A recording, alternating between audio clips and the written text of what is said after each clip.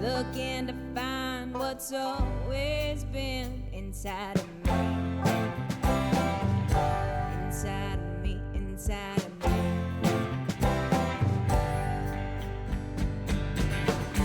Lord knows I'm not getting any younger, I'm getting older every day. 30-some years gone by so fast, can't get the time to stay. This world keeps spinning faster and faster, and with all the separateness, we're just one big disaster. Gotta come together, come together, come together right now.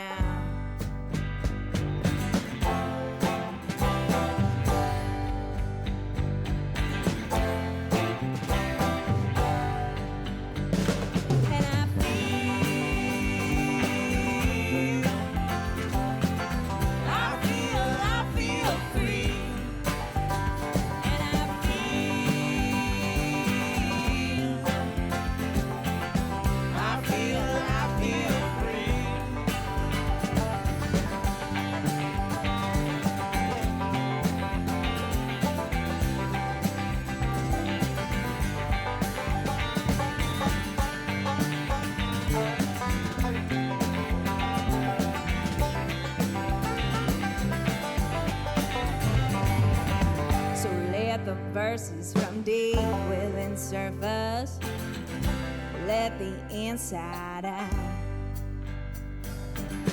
Yeah, let the verses from deep within surface, let the inside out. You got a choice to use your voice. You got the choice to be free. You got choice to use your voice. You got the choice to be free. And I feel free. And I feel free.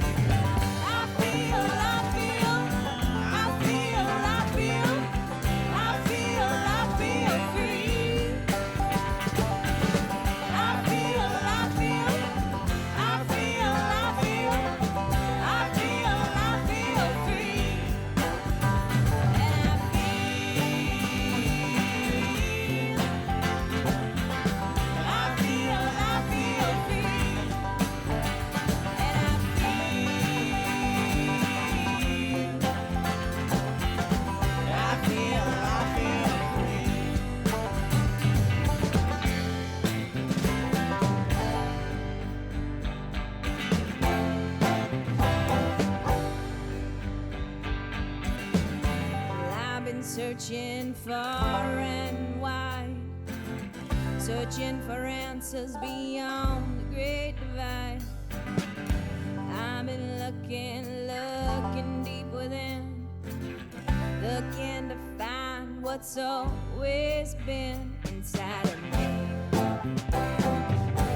inside of me, inside of me. And I feel free, hey, I feel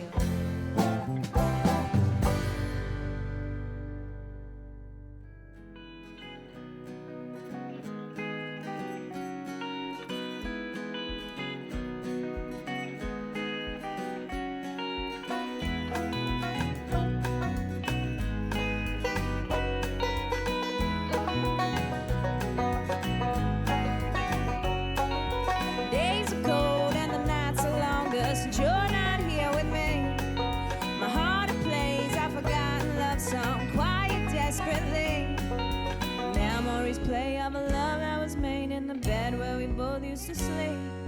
Broken and tattered, all ripped and all shattered, now drowned in our memories. Say,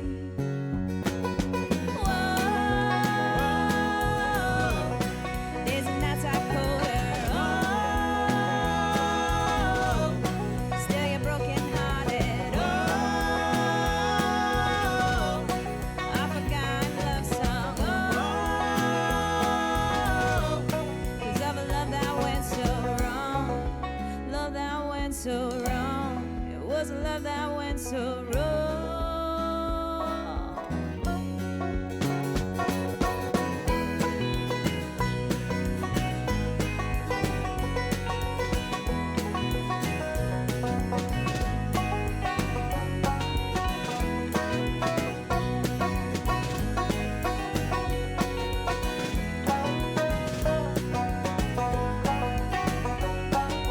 Wreckage of the ship we sailed has cast itself to sea. Drift out in a dark, deep ocean, a drowning memory. Pictures remain on the walls in the frame where we hung them together so neat. A story left told of a love to unfold, now been drowned in our memories. Say, whoa, days and nights are colder. Oh, still you're broken hearted. Oh, I forgot love song. Oh, 'cause of love that went so. Whoa,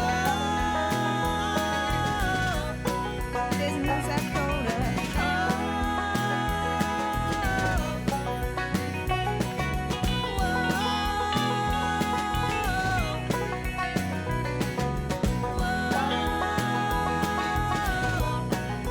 Love that went so wrong. Love that went so wrong. Was a love that went so wrong.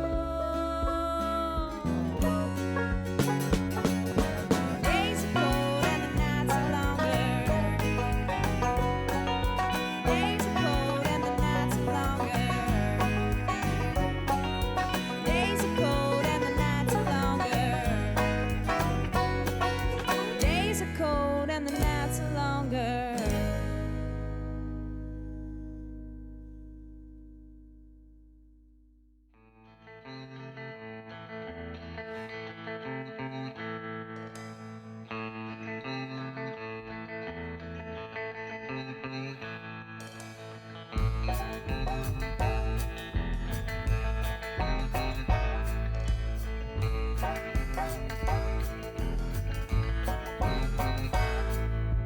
Cold wind blows down along the road, running through the sycamore trees. What you gonna do when they come for you, when they got you waiting down on your knees? Who I am doesn't matter who I am. Who I am, you don't have no mercy on me.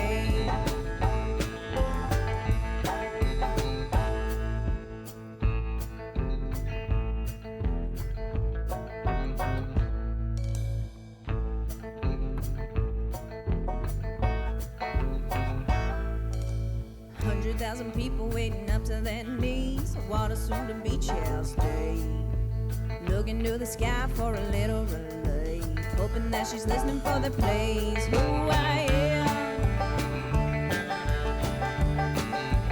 doesn't matter who I am.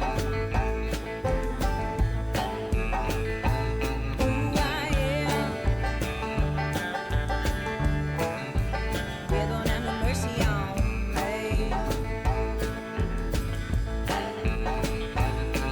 When the water rises and the levee breaks, we're all praying for the good Lord's sake. Doesn't matter, doesn't matter, doesn't matter, doesn't matter, doesn't matter, doesn't matter, no. Doesn't matter, doesn't matter, doesn't matter, doesn't matter, doesn't matter, doesn't matter, no. Who I am doesn't matter who I am.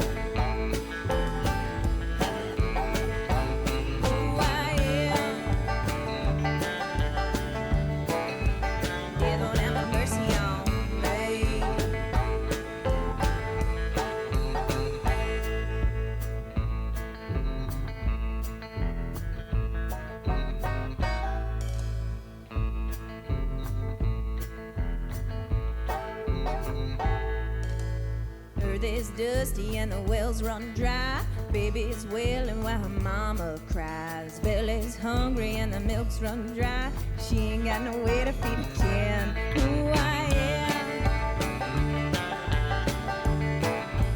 doesn't matter who I am. Who I am. Yeah, don't have no mercy on me. Who I am doesn't matter who I am. Who I am. Yeah, don't have no mercy on me.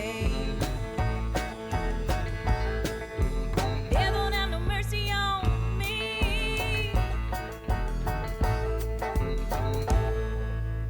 Cold wind blows down a long dirt road. Well,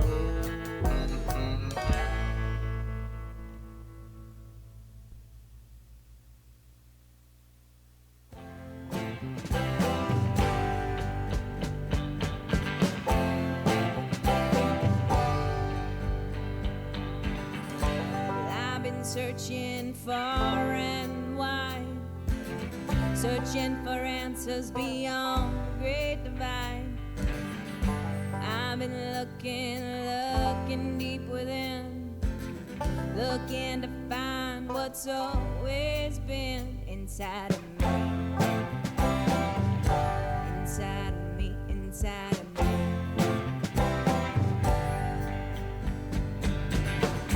Lord knows I'm not getting any younger. I'm getting older every day. 30-some years gone by so fast. Can't get the time to stay. This world keeps spinning faster and faster, and with all the separateness, we're just one big disaster. Gotta come together, come together, come together right now.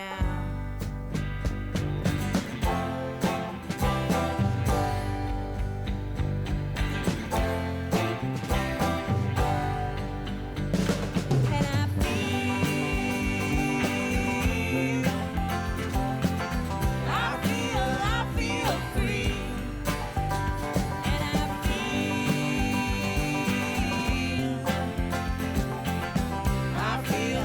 feel free.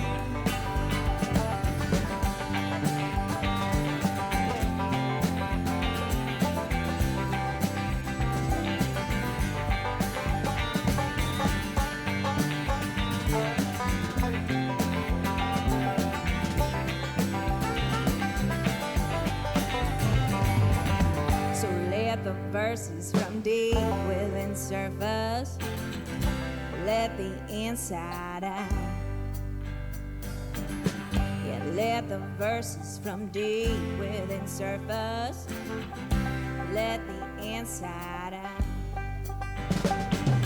You got a choice to Test check. use your voice. You got the choice to be free. You got the choice to use your voice. You got the choice. Good afternoon, ladies and gentlemen.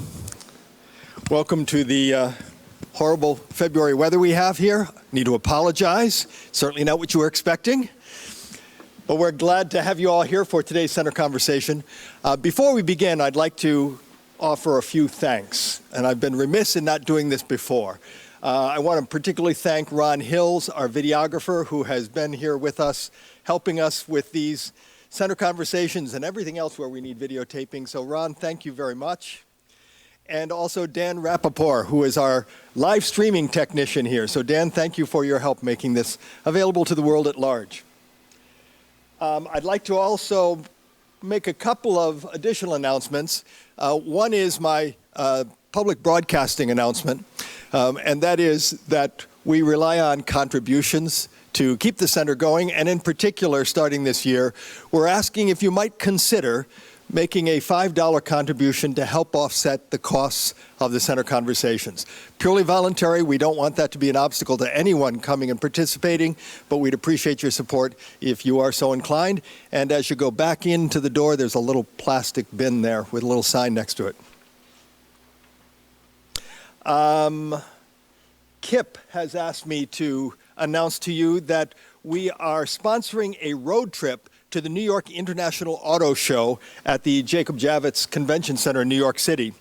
There'll be over 1,000 cars on 4 floors of the convention center.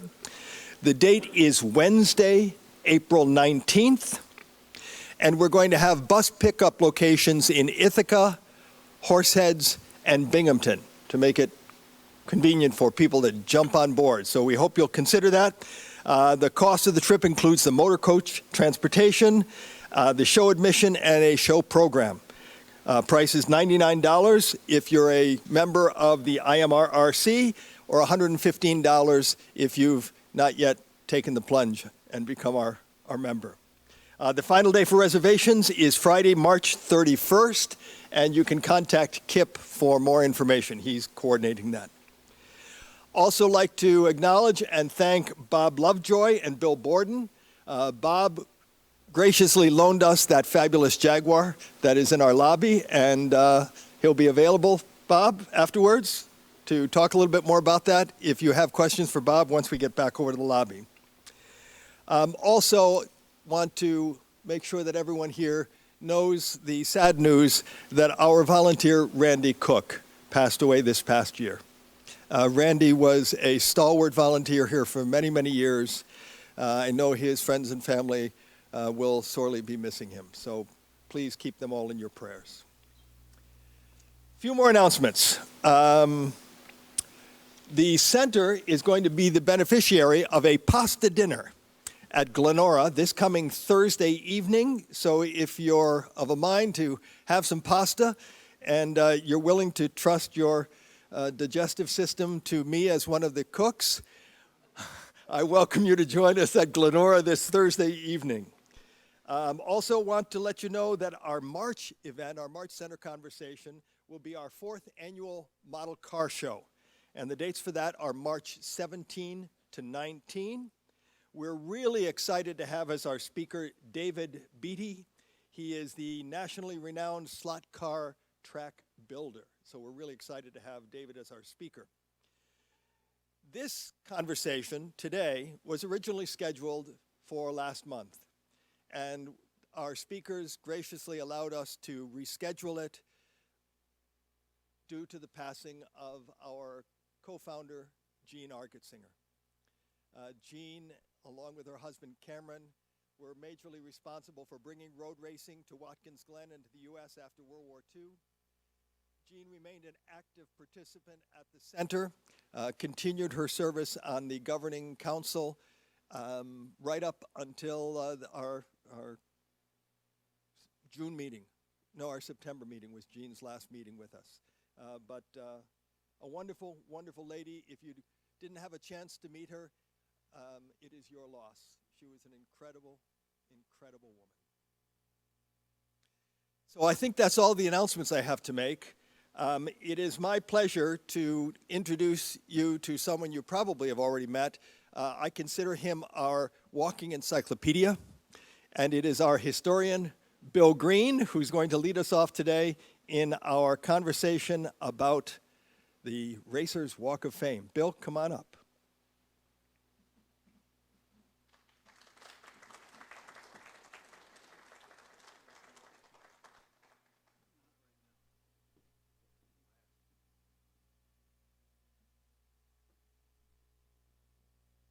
Welcome you all here. I'm glad to see all of you, and it's nice weather too. It isn't got the snowy or anything like that. I want to also say that I'll remind you at the end, don't forget there's chili over next door after the talk. Without further ado now, I will introduce Jim Scaptura. He and I always have a running contest of who leads the first lap.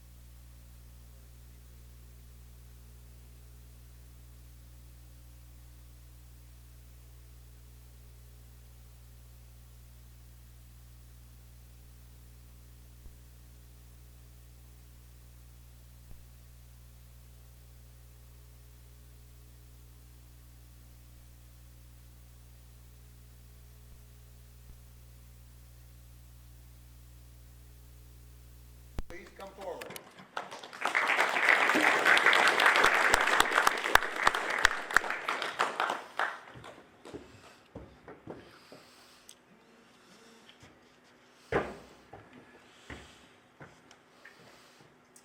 Thank you, William. I spent roughly 55 years as a teacher, so you'll have to put up with that. I like, you know, show and tell that goes along with teaching and so on. But anyway, I brought this, last year I had a big photograph that I used.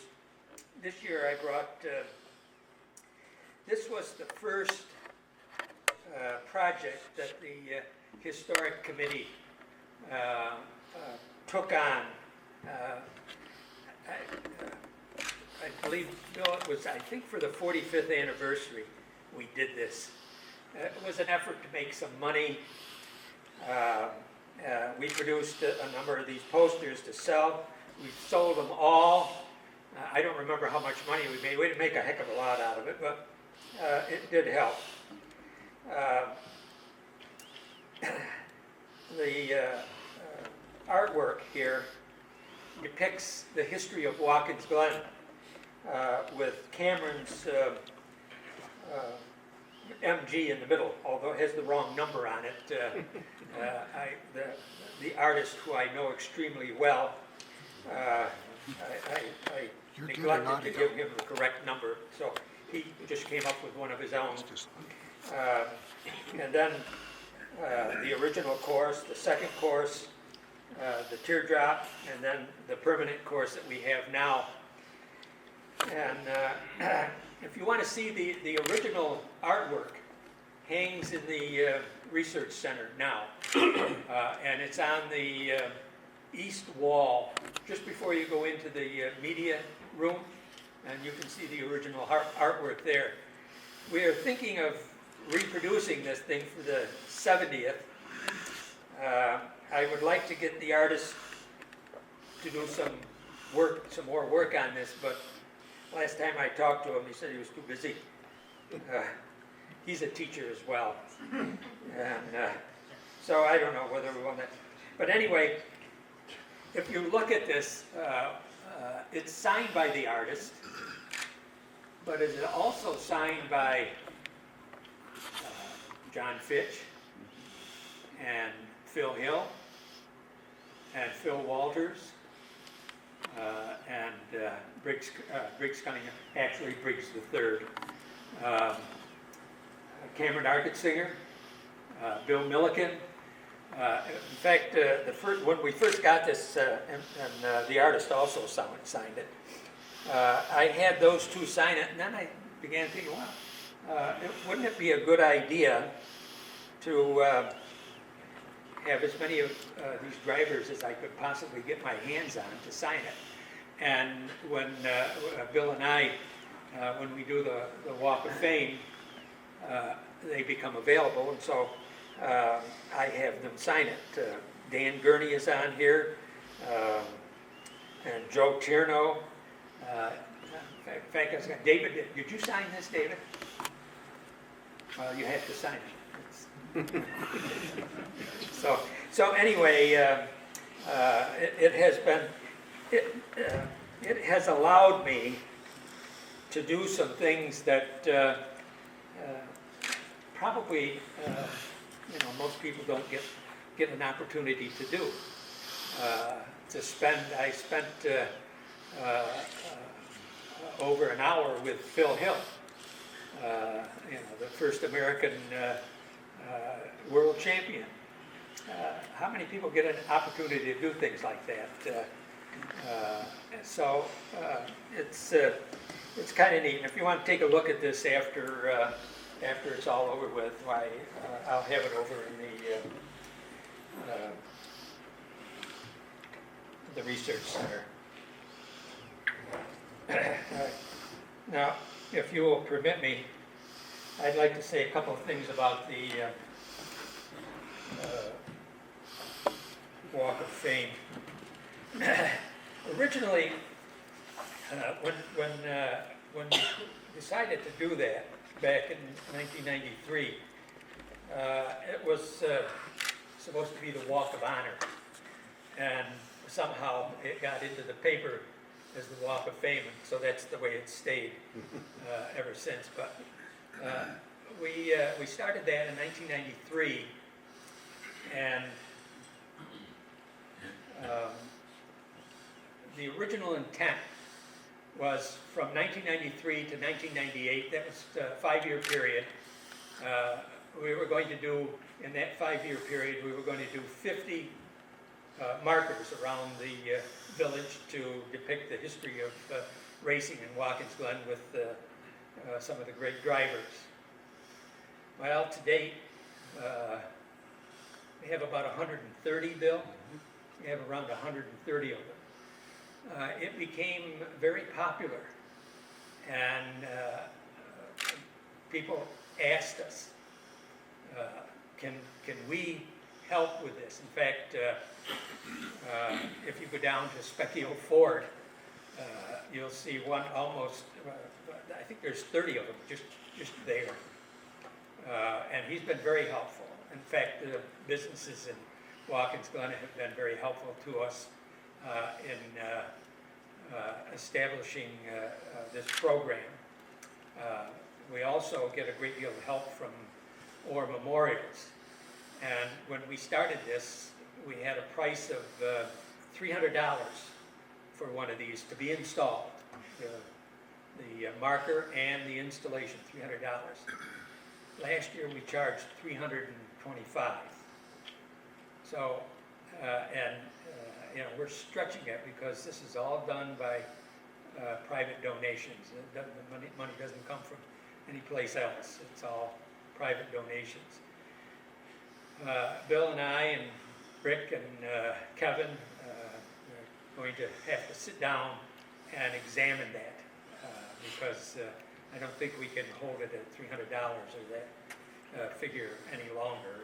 We've done it for 23, 24 years, and that's not too bad, but we're probably going to have to change that a little bit. So anyway, if any of you know if there's somebody that has some cash around that they don't know what to do with. No, that's just, no, we're able, actually, we're able to take care of it without any problem. Things move along smoothly, and we have a fellow who installs them for us, and he hasn't asked for any additional money to do it either. So, and either is Orr Memorial. So, so far anyway, we're quite lucky. So, I wanted to mention those things to you. The first driver that I have is Walter Hanskin. And Bill and I were discussing this just before we started as to who won more races at Watkins Glen than anybody else. And when he was doing this, I was in my late teens and early 20s, and it seems like every time I turn around, he won a race. And Bill said he believes he won 6 races up there, and we've decided that we have to go through and see if we can find out who, over the years, who's won the most races. But you can see all of the things that he did up there, the cars that he drove, a superb driver. And one of the things that impressed me is the 1953 race. He came with his own Jaguar, custom made. He put his own body on an XK 120 and a little more aerodynamic than the 120s were. But what impressed me about that is that in 1953, most of the big people didn't come, but he did. And of course he had a super car and was able to win the race, but And all of the pictures that I've seen, George Harris was right behind him. Very close, wasn't he, Bill? You also led, they swapped positions the Yeah. last 6 laps. So it was a good race. And then after that, of course, he got tied up with Briggs Cunningham and had the best equipment available at the time. So he was able to win more races. They're not all there. All the races are not all there because we just don't have the room on these things. So we have to pick out the best ones. And for him, it was the Grand Prix. But he won the Senate Cup a couple of times. And, but we just didn't have the room to put it all on there. Unfortunately, Hanskin was killed in an automobile, in a race car accident at Le Mans in 1966, in April of 1966, testing one of the GT40s. And that was unfortunate because he probably would have accomplished a great deal more. He did drive in the first Grand Prix, U.S. Grand Prix, in a car provided for by Briggs Cunningham, and did quite well, but it wasn't one of the top cars at the time. But as you can see, very prolific driver, and exciting to watch.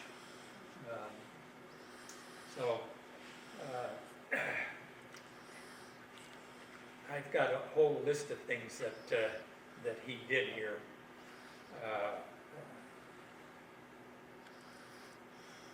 The Glen 500, actually, the 1965 Glen 500 in a Shelby GT350, he finished third. So, you know, he could drive anything.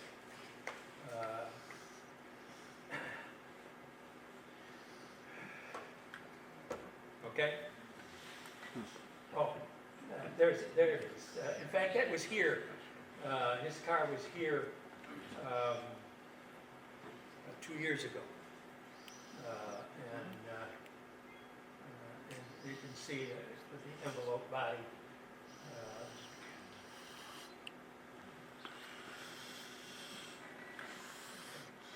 And there he is with the checkered flag, and that's in the Jaguar. I don't know who owns it now. Bill, do you know who owns it now? It's changed hands. Yeah, I don't know who owns that now.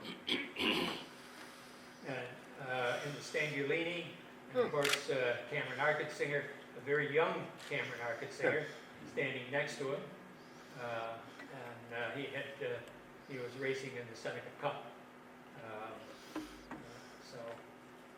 And I don't know, do any of you recognize the guy behind? I recognize him. Do you know him? Yeah, I do. It's I know him too. He comes down here. my hair. He comes down here quite often. And it wasn't all on my back.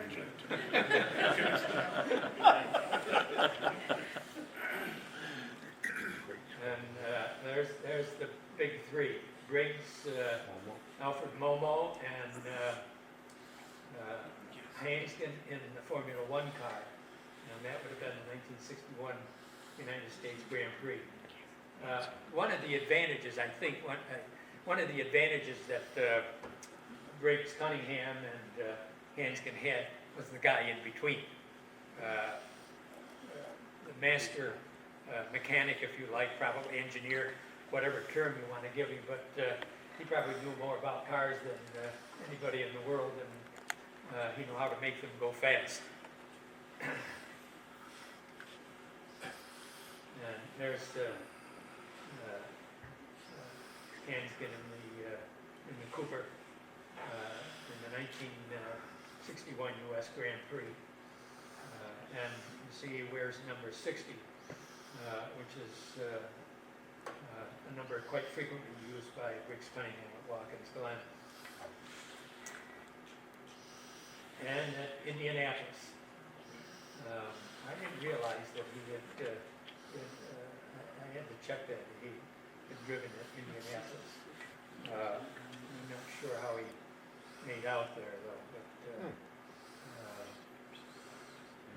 that's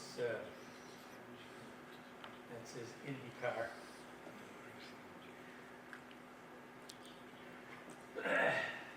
Now, this gentleman is something different. Probably. Well, when you think about race car drivers, you think of great race car drivers. You think of the term maestro, and then you think of Nuvolari, Rosemeyer, Ascari, Farina, Fangio, and you have to include this man with that group. He certainly was a maestro. He could do anything. In fact, he and I have and I can't remember if Rick got involved in this argument or not, but he and I have been having a disagreement. Who's the greatest driver ever to run at Watkins Glen? And I say it's Mario Andretti, and he says it's Sterling Moss. We were going to have the 100 greatest drivers, but we haven't got past the first one yet. So, were you involved in that, Rick? Well, my money was on Jackie. Huh? My money was on Jackie. Jackie Stewart? Yeah. But anyway. You gotta say one word, what I said before.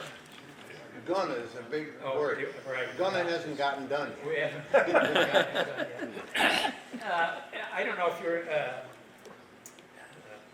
He's there when we're growing up, for the most part. I first encountered him in the mid '50s, when we were teenagers and in our early 20s, and I can remember him being referred to as the uncrowned champion. In fact, when he comes to Watkins Glen in 1958 or 1959 for the Formula Libre, that's the way he's advertised, as the uncrowned champion. That's right. Well, it was exciting because here we get to see one of the greatest drivers in the world at the time, and our first real, although the Maserati 250F was there the year before with Vanier, but this was a little bit different. This was Sterling Moss and honest to goodness, right up to date Formula One car. And of course, it snowed that day, if you can believe that. There was snowflakes, cold. But he warmed everything up, walked away with the race, of course, and then he came back the following year in the Lotus Climax, and won again. But he had more competition. Bradman was here, and several other major drivers. Roy Salvadori was here, so he had a little more competition. But once again, he demonstrated his ability to win a race.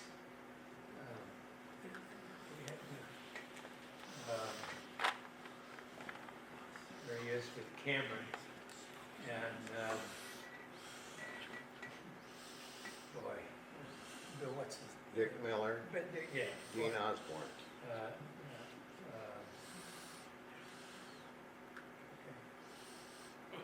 This is at Watkins Glen, and in the Lotus. It was nice that day, beautiful day. Temperature I think was up in the 70s. Shorts. Yeah, it was a gorgeous day, and I think Sterling had a lot more fun that day than he did the previous year.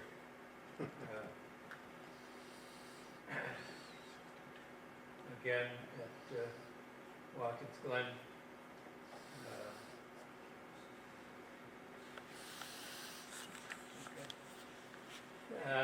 He came, was he here for the 50th? 50th, he came for the 50th. And of course, we put his markers down in front of the rooster. Yeah, the- correct. The rooster there. And he gave a nice little talk at the front of the courthouse. And you can see some of the dignitaries. There's Cameron and Gene. Nick Ferboni is there, Tom Gifford, all. And over right on the edge is Denny Cornett.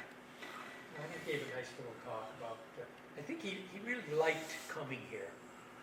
And I have another little story about him.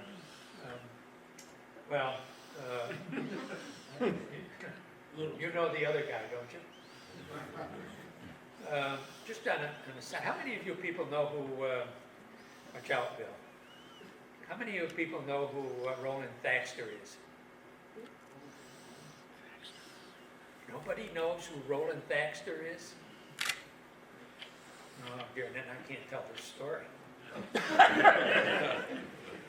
Roland Thaxter is the colored man on the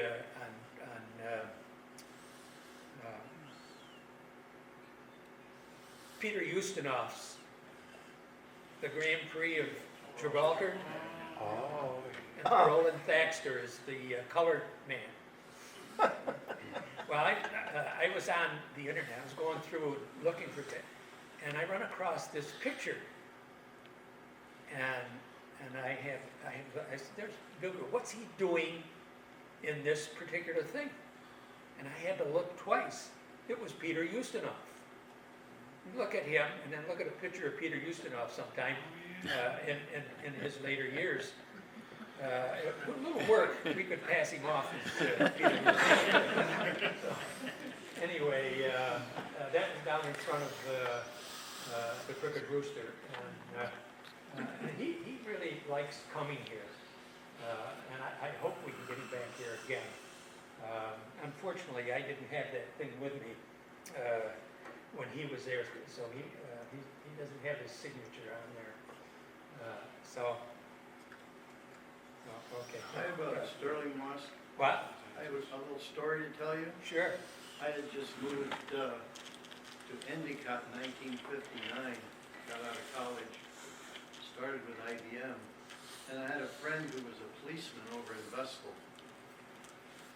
And we got to talking, and I was interested in coming up here, having heard about it in my college days, and a classmate of Roger Penske's. And I talked to this policeman friend of mine, and he said, "Oh, I got to talk to Sterling the other day." Speeding ticket? And I said, "Oh, what did you have?" He said, "We had a short conversation." I said, "Tell me about it." He said, "Well, the first thing I did was asked him for his registration." He was caught at least once, and I heard 2 or 3 times speeding on Vestal Parkway. Yeah, we on know his that way up story. to the Glen. Yeah, we know that story.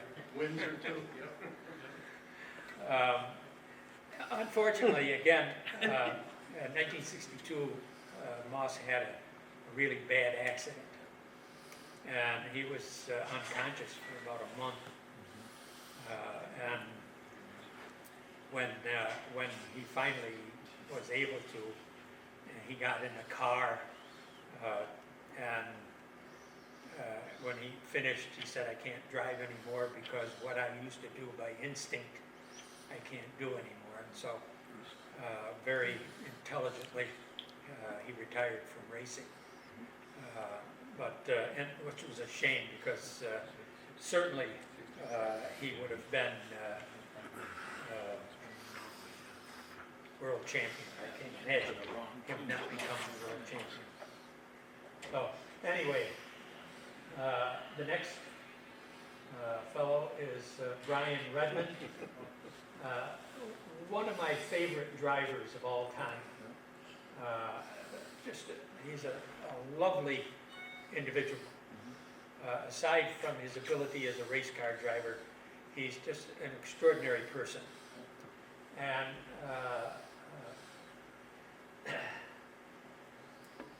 back in the old Grand Prix days at Watkins Glen Grand Prix Corporation, one of the jobs that I had was to escort some of these guys around the state of New York for television appearances, and I got to take him to Binghamton.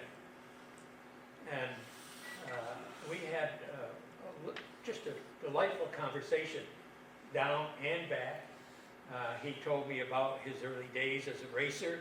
He wanted to know all about me and what I did, and seemed genuinely interested. I did ask him some questions about racing.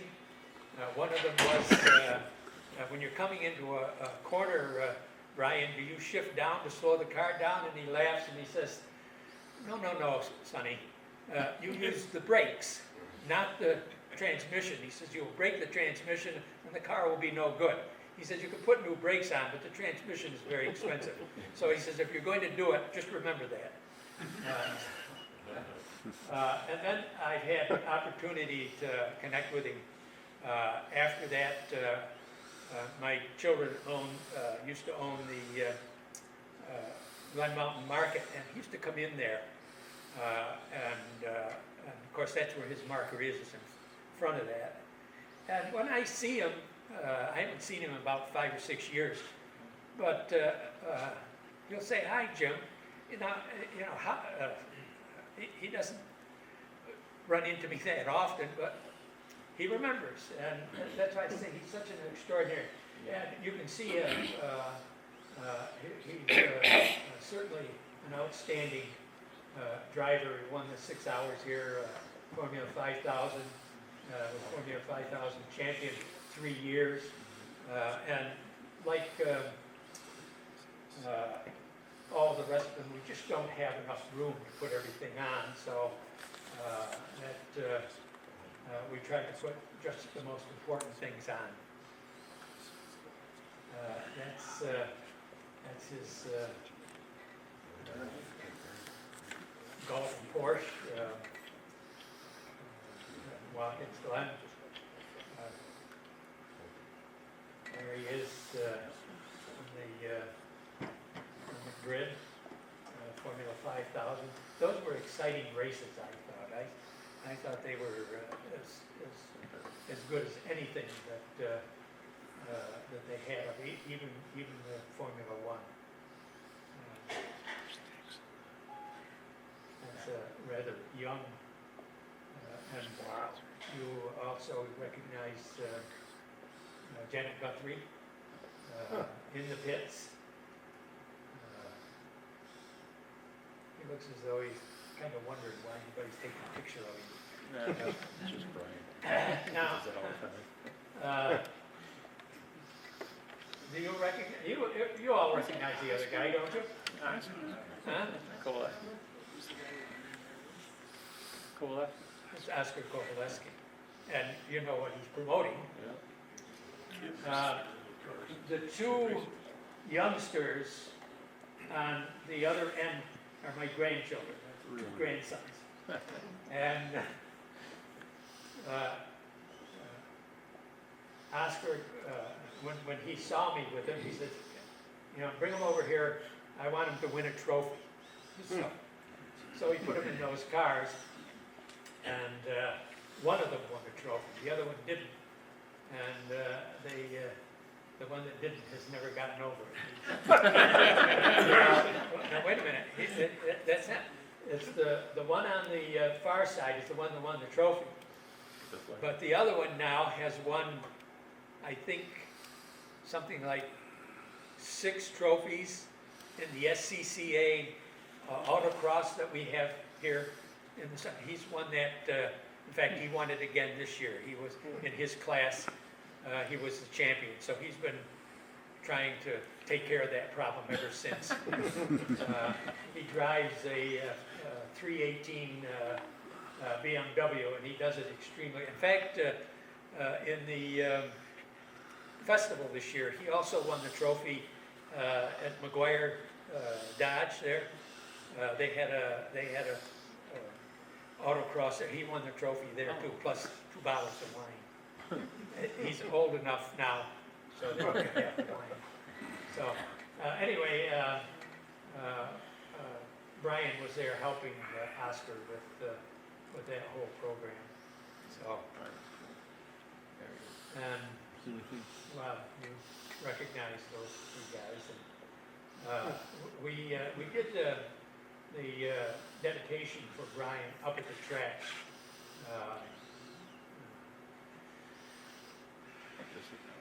J.J. O'Malley asked us to do that, I think, if I'm not mistaken.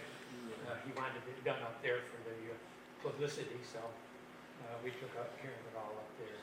And he's very appreciative, and when I see him, he mentions it again, and how nice it was to do that, so. Okay. Now, this guy, can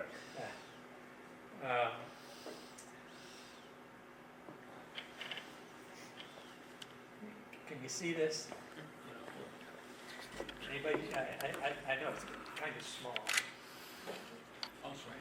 Good book. Yes. The title of it is Playing with Trains. And I didn't really know this about Posey until a couple of months ago, that he is a trained person, and so am I. And I'd love to talk to the man about it. And I wished I'd known that when he was here the last time. The little difference between his approach and my approach to electric trains, but he's an HO guy, and he has an elaborate layout. Takes up most of his cellar. He started out with line L, like a lot of us did when we were younger. I never got past line L. My layout, which takes up about half of the cellar, is still line L. I like toys. The line L trains are toys, and I like toys. I also have an extensive collection of die-cast cars, about 1,500 of them, or maybe more, but they're toys, and that I like collecting toys. But anyway, I get off on this guy. I think that he is maybe one of the most underrated drivers in the American racing scene. I think his problem was, not a problem, he's a very cerebral driver. He drove from up here. 2 kinds of drivers. Instinct, now, he certainly had instinct. You can't do that job up there without instincts. But which one rules, this or the seat of the pants? Andretti, I think, drove with the seat of his pants. He was an instinct driver. His famous line, I don't know if I could quote it, if you don't feel like you're out of control, you're doing it wrong. Well, that's instinct. Fangio drove out of instinct, although I think he had a balance up there. He could do both things. This guy drove with his head. And over the years, according to the statistics that I found, he only won 4 races. He was leading up Watkins Glen.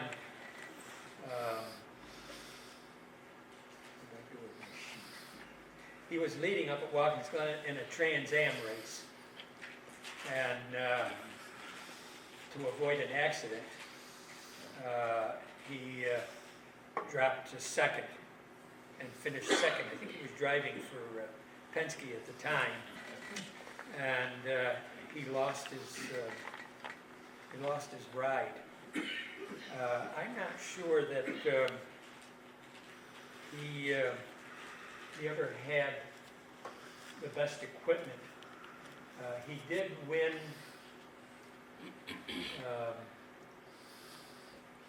He did win Sebring, 1975, with Brian Redman and Hans Stuck. And that probably was his major major win. Good with his sheet. Oh, there he is. Yeah. When he was here a couple of years ago, he came up twice. There are two things. I got to talk to him for quite a while and asked him different things about racing. And I asked him about Indianapolis. He raced at Indianapolis once, qualified 7th and finished 5th. Not too bad, but he never went back there.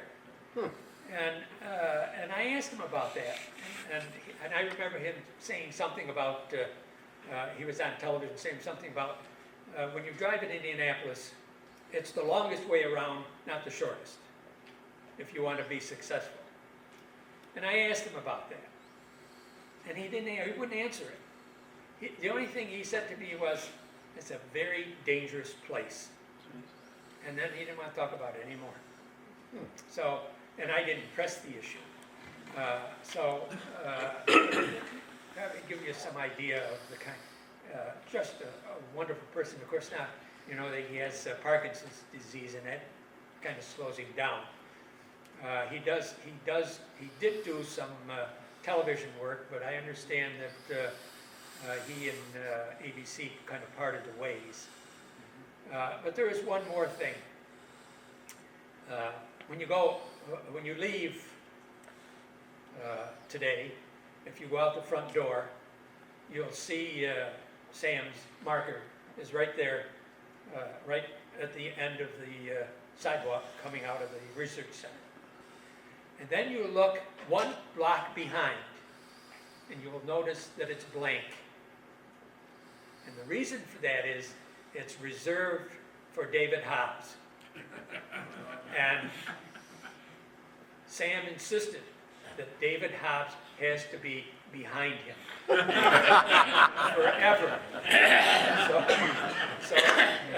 if you run into Sam sometime, and we've been trying, Bill and I and Rick have been trying to get Hobbs here so that we could do that. And Sam said, if we get him here, he'll be here to do the dedication, because he has a lot of things to say about David Hobbs. Anyway, he is a first-class human being. And some of the things that I've been reading, they describe him as a Renaissance man.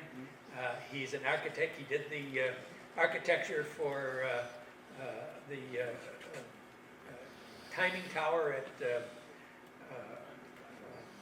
Lime Rock. He did, yeah.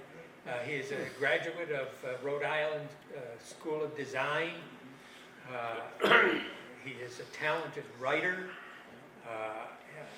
He's an excellent. I can't imagine why anybody would not want him as an announcer for their television. But anyway, first-class human being. Do we have any? Very, very young Sam Posey. You know that his father was killed in the war when I guess he was about 6 months old, and so he never knew his father. And it was his mother who introduced him to the trains, and it was his mother who provided him with the wherewithal to become when she found out that he was interested in that. They had gone to England, and he became interested in auto racing, and she provided him with the money to start. I mentioned that to my mother once, and It didn't work. there's no way in God's earth that you're going to drive a race car. That was the end of it. And he was a talented driver. He retired at 38. Once his son came along, he decided that was it. He knew that the business he was in was dangerous and he could get killed, so he retired. Okay. Again, up at Watkins, that's, I think that's the Dodge. Yeah, that's the Dodge.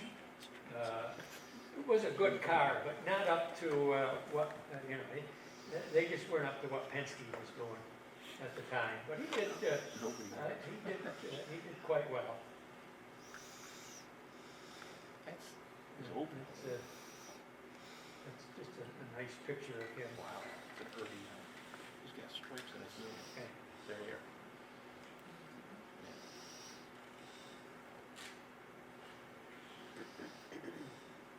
Formula 5000. He was good at that. He was good with the Formula 5000. Right? He could drive anything, but he probably was with the brain that he had. He was probably much more aware of the dangers involved, and which I think caused him to be probably more cautious than other drivers. Now, that's just my assumption. You'd have to ask him that. But anyway, good picture of him.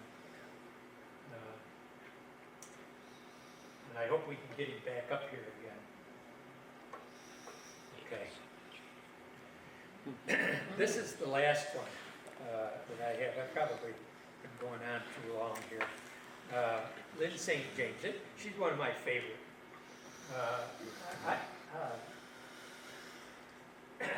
We've had some really good lady drivers up here, and I don't want to sound, but I think she's got a rank right up there with the best, and I would say that she probably could rank in the top 10% of the male drivers. I think she was that good. You can see she was the winner in the 1985 New York 500 GTO division on Ford Mustang. She did it all by herself. And that's what we put on. Now, she spent a good deal of time at Indianapolis 500. She raced there from 1992 to 2000. She was Rookie of the Year in 1992. Her best finish there was 11th.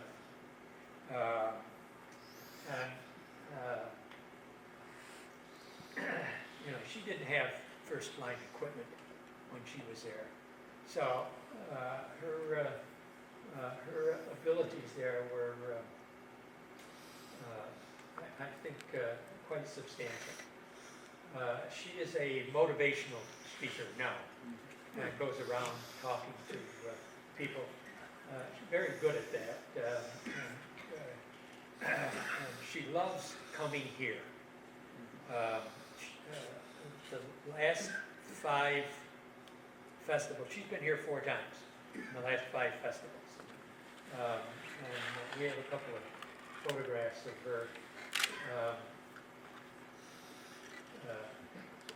On top of that, she's not too bad looking either.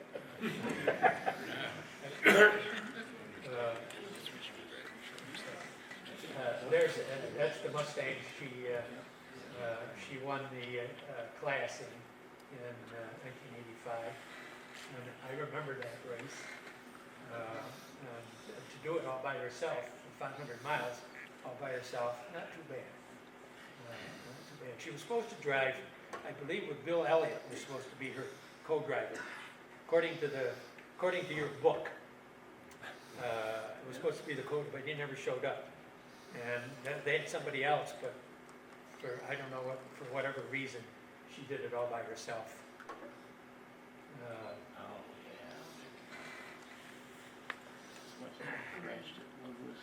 Okay.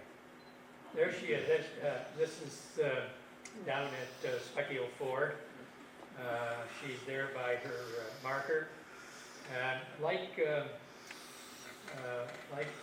Ryan Redmond, every time I see her, it's, "Hi, Jim, how you doing?" And, you know, I think, how many people does she run into in the course of a year? And for her to remember all that, I think is extraordinary. But she loves coming here, and she comes down she comes down, talks to Junior, comes down and checks on her marker, and then looks for us. She looks for us, so she can talk to us. So really, in fact, all 5 of the people that I had here, except for Hensley, who I didn't know, I had no contact with, but the other 4 were just delightful people. One little story about Moss. This was shortly after he had the accident. He came to Watkins for the Grand Prix, and at that time I had charge of the, among other things up there, charge of the pit seats. And of course, we couldn't let anybody up. I got orders from Malcolm, nobody gets up there unless they have a ticket. Okay, Malcolm. So anyway, Sterling Moss comes up and wants to sit down. Well, the person I had taking care of that gate wouldn't let him in. "Can't come in here." "Well, I just want to go in." No, can't come in. So it was Bill Gill, actually. And so I went down to check on everything, and he says, "Do you know that guy down there, the bald-headed guy down there?" I says, "Yeah, why?" I says, I just threw him off here. I says, "You know who that is?" "No." I says, "Well, that's Sterling Moss." "Who's he?" So I explained it to him. So I went down and I got a hold of Moss, and I said, "Mr. Moss," I said, "those guys wouldn't let you up there, would they?" He said, "No." I said, "Well," they didn't know who you were. I said, "But I know." I said, "You come with me." And I said, so I took him up and I said, "Anytime you want to sit in this place," he said, "you just come and see me." I said, "You got a seat here anytime you want." So anyway, I'm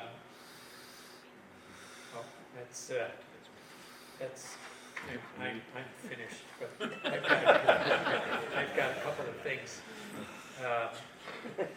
Lynn St. James, this is an announcement that I was asked to make. Lynn St. James is the chairman this year of the membership committee. And so I was asked to make that announcement. They couldn't have chosen anybody better to do that. And it is also my high honor and distinct pleasure to introduce another member of the Watkins Glen Grand Prix Historic Committee, the voice of the Southern Tier, Rick Ewing.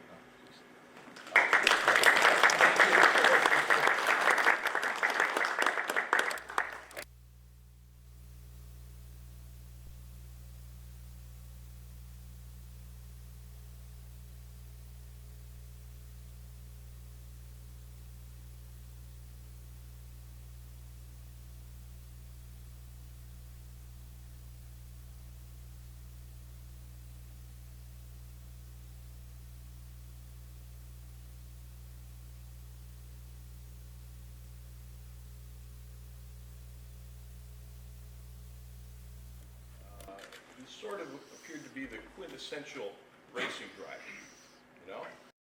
He just had that look about him. He was born outside London. Graham is his middle name. His first name is Norman, which surprises many.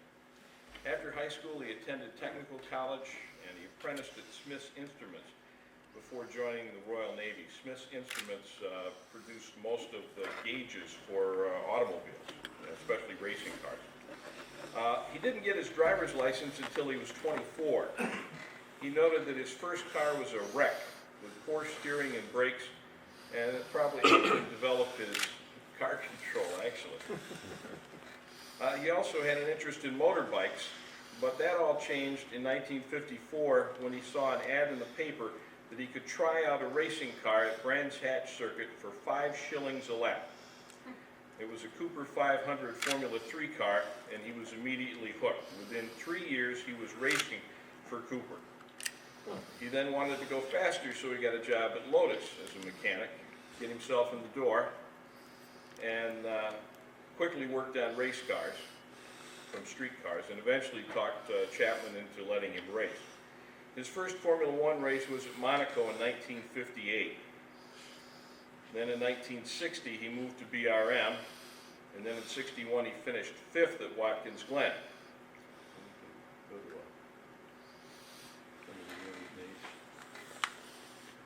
Talking with Sterling Moss there. Grab him sitting in the car.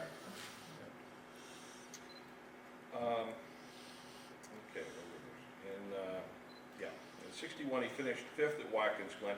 In 62 he was 2nd, and in 63 he won the race, backing it up in 64 and 5 for a hat trick. Wow.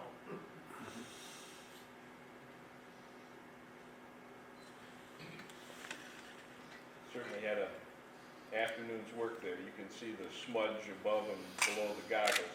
Oh yeah. It's the 64 event.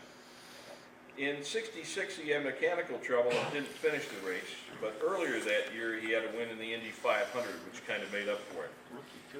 In 67 he was back with Lotus and took 2nd, and repeated that in 68.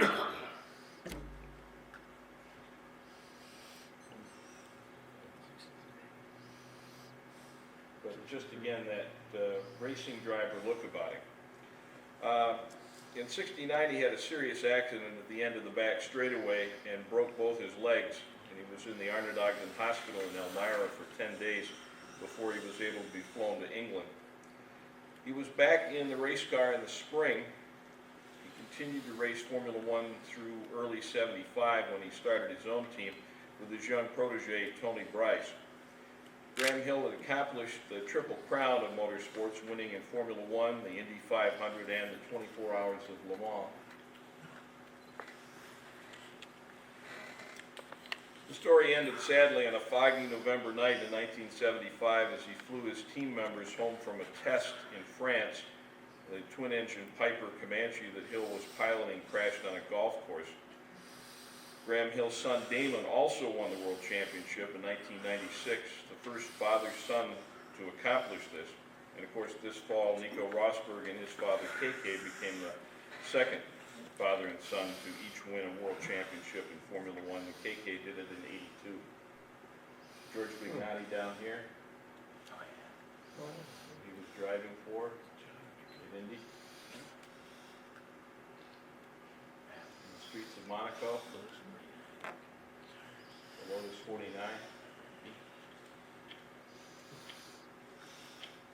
And there was the Embassy Hill. It started as a Lola chassis, and then he developed it himself. Oh, there we go. That, at the point where he was, later that year, he stepped out of the cockpit after not qualifying at Monaco and ran the team. That fall in 75, I had a similar experience like Jim was mentioning, taking drivers around. I worked at the radio station here in Watkins, and when I would get off work, I would go out on a mission to take people different places. One day they said, well, I need you the whole day, so I took a day off from work, who wouldn't, to spend it with Graham Hill. Wow. And took my mother's 73 Chevy Impala, and we went to Binghamton. And did the newspapers, the TV, the radio stations. At WNBF, there was no one there. They were expecting us. All these were appointments. And there was no one from the sports department at WNBF to interview him, so the guy says, do you know anything about racing? And I said, sure. He said, well, good, you interview him, and then we'll just cut you out and use his answers. So, okay, that worked. And it was, I'm trying to think, it was Bernard Fianti was the news guy down there. Yeah. And so that was an interesting day. We came out of the parking garage to walk over, or out of the station to go to the parking garage. We get in the parking garage, I'm coming out, I don't know Binghamton really well, and we're coming out onto the street, and I'm looking left, and he's looking right, and he says, "Boot it, Rick." So I got Graham Hill telling me how to drive. So we spent the rest of the day touring around Binghamton and came back, had a late appointment at WENY in Horseheads, and so we ate dinner at a restaurant that isn't there anymore on Lake Road, and we're sitting down having a steak, and all of a sudden there's a lady looking in the window, and then all of a sudden she's over by the kitchen, peering out of the kitchen, and I said, "You've attracted some attention." And he says, "Yes, I noticed that." And so pretty soon the lady's standing right next to the table, and she was from England, and her daughter worked at the restaurant, and saw him and called her mother and said, "Get down here, Graham Hill's here." So they chatted for a minute or two, and he turns to me and he says, "Oh, would you be a good lad and go to the car and get my briefcase? So I have to get this lady a photograph." So I went out and got his briefcase, and he signed a photograph to her. And it was, again, the quintessential Graham Hill. He was who he appeared to be. He was just spectacular, and just an amazing guy. And I saw him later that weekend. This was like on a Wednesday probably, and then I saw him over the race weekend, and he says, "Oh, Rick, how are you?" And he was sweeping the garage at the time, so he was a regular guy. Yeah. So, but he could be Graham Hill when he needed to be. Yeah. Davy Jones, born in Chicago, raised here in upstate New York near Cortland. He started karting as a young boy and then moved to Formula Ford. He wasn't legally old enough to race SCCA and started his career in Canada before he returned to the U.S. He finished third in a Formula Ford event at Watkins Glen in October of '81, and by '83 he was third in the British Formula 3 title, just behind Ayrton Senna and Martin Brundle. Pretty good names. This earned him a Formula One test with Brabham, but the sponsors weren't interested in an American at that point. So he raced Formula Atlantic cars in New Zealand. In '84, he won their premier event down there. He also competed in Formula Atlantic and Super V here in North America, grabbing the pole here at the Glen in 1985. By '86, he joined John Andretti on the BMW GTP IMSA endurance team, and they won here at Watkins Glen.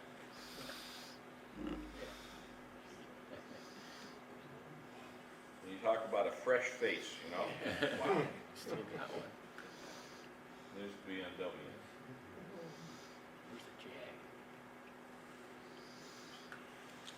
He shifted to the World Endurance Series with Jaguar, winning at Daytona in the 24 Hours in 1990, also at Le Mans in '96 for Porsche. One of only 7 Americans to win at Le Mans. Oops. Thanks. That was one of those street races where those cars were absolutely fiendish. He held the Watkins Glen course record for many, many years with that Jaguar. He'd also started racing Indy cars and competed in 6 Indy 500s over 9 seasons, finishing second in Indy in '96. But a practice crash at the first Indy Racing League event at Disney World in '97 caused some pretty serious neck injuries, which really curtailed his career. When he was able to get back on track, he entered some NASCAR races, also did the IMRRC series. He returned to racing sports cars in North America and also was doing some IRL events in 2000. But his focus was shifting to driver development and sponsorship for young racers. He also did some television commentary. Davy Jones created a kart track and a conference center in the Houston area. But these days he lives in Lake Tahoe and operates a business called Fast One Incorporated that creates and manages events for major automakers and sponsors. And maybe some of you had a chance to drive a Jaguar here at the Glen last year and maybe the year before. That's a program that he sets up and runs, and you look over and the guy next to you is Davy Jones in the car. And it was pretty interesting. He's also competed in some vintage races with SVRA. Davy went into the Watkins Drivers Walk of Fame last September. His marker's down near the Seneca Lodge sign, right on South Franklin Street, at the bottom of the Old Corning Hill. And there he is.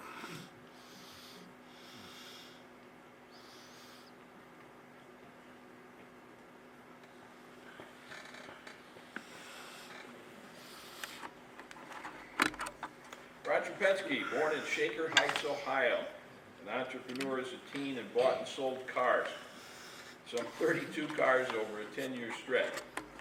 He had a motorbike in junior high and then a Norton 500 when he was in high school, but that went away after a crash in which he hit a car and broke a leg and some ribs.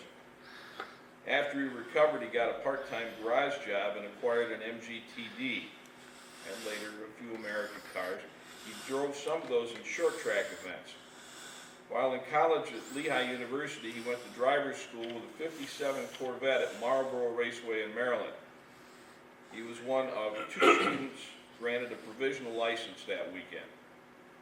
3 weeks later, he was back at Marlboro to race.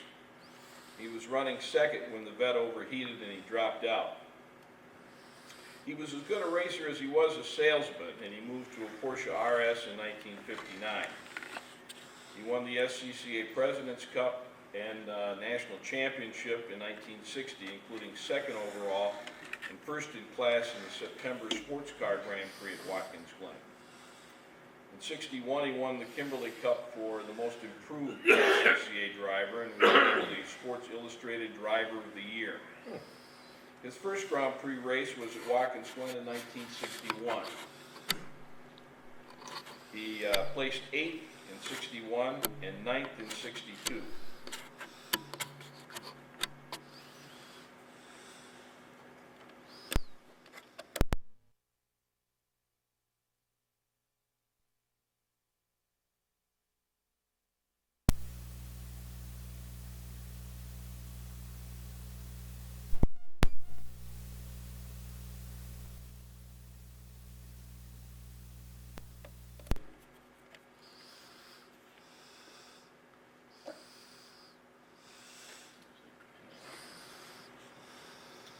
I was going to say that was the Xerox special. He was one of the first ones to get some sponsorship going. This is the Chaparral. He drove with Jim Hall on the Chaparral team. Continued racing until 65 when he retired to start his first Chevrolet dealership in Philadelphia. He hired Mark Donahue to create Penske Racing in 1966, and they went on to compete in every major series on the planet. Team Penske turned 50 last year, and Penske was honored with the Cameron R. Arkensinger Award for contributions to motorsport last summer by the Center. He is also in several racing halls of fame, and his business career is as winning as his racing one was. He's a billionaire, heads the Penske Auto Group, Penske Truck Leasing, Detroit Diesel, among others, and he's on the board of a lot of other Fortune 500 companies. And there are more than 40,000 people that work for Roger Penske around the world.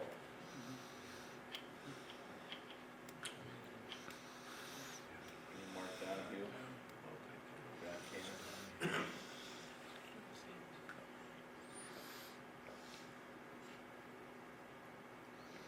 And just see, he's looking for the unfair advantage.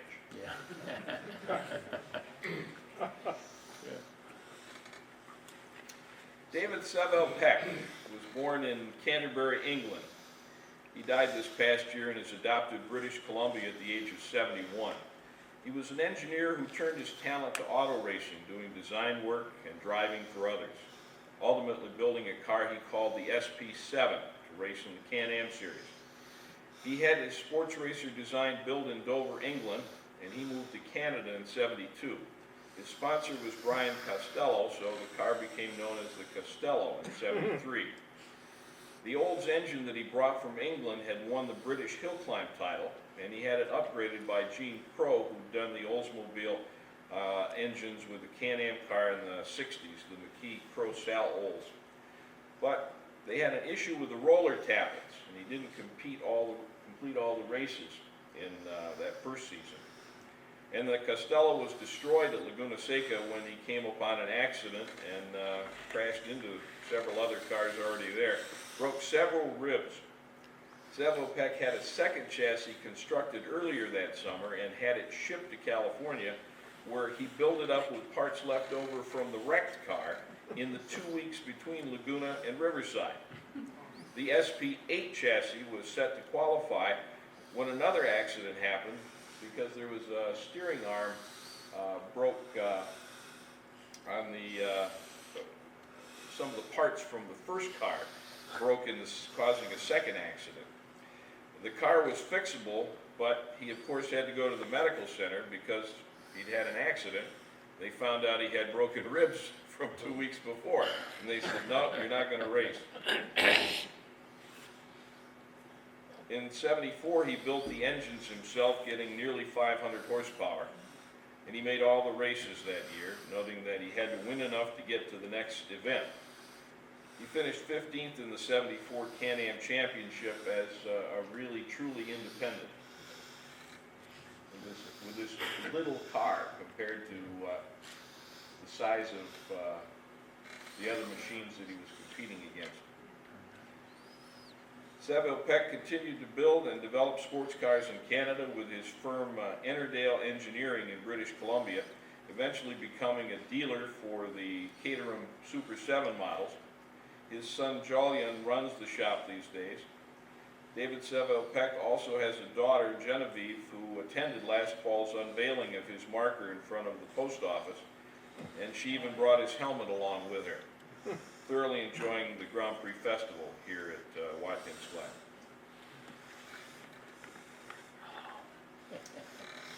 One of our most recent inductees, Roberto Guerrero, honored during the SVRA Grand Prix last fall.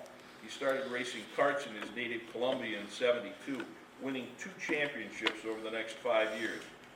He then headed to Britain, attending the Jim Russell School, where he won 5 of the school's 6 events and placed second in that other one. Then it was on to the British Formula Ford Series, where he took 8 victories. Moving up the ladder to British Formula 3 for a couple seasons, he was 9th in points the first year driving an Argo. He placed second in the title the following year. He also competed in the European Championship. He continued on to the European Formula 2 Series in '81, winning the Jochen Rindt Memorial Trophy at the Thruxton Circuit. At year's end, he was 7th in the championship points. He reached his goal of Formula 1 in '82, securing a drive for the small Ensign team operated by Mo Nunn. The next season, Ensign and Theodore combined, and consistent finishes resulted then. But the future would be in America for Roberto Guerrero as he headed to the Brickyard in '84, where he promptly finished second in the Indy 500, grabbing a share of the rookie honors that year with Michael Andretti. The rest of the year, he was with the Kart Series, where an 11th place season in points earned him Kart's Rookie of the Year. He went on to compete in 15 Indy 500s, finishing second again in 1987. In '92, Guerrero was the first to qualify at 232 miles an hour. He took part in the IMRRC Series in 1988, including events here at Watkins Glen. He raced in NASCAR as well as some off-road racing in Baja. As many top drivers do, he retired to work in television coverage in North and South America, and these days he shares his experiences with fans at those Jaguar driving programs and also competes in vintage races with SVRA. And the marker honoring Roberto Guerrero is right out in front of the center. Oops. And Bill's up next. The mayor of Moreland, Oh, you retired from that position? Oh, that's right, you're at Moreland Heights. But the Senate historian, the historian for the Watkins Glen International, as well as for the Glen region of the Sports Car Club of America, Bill Green.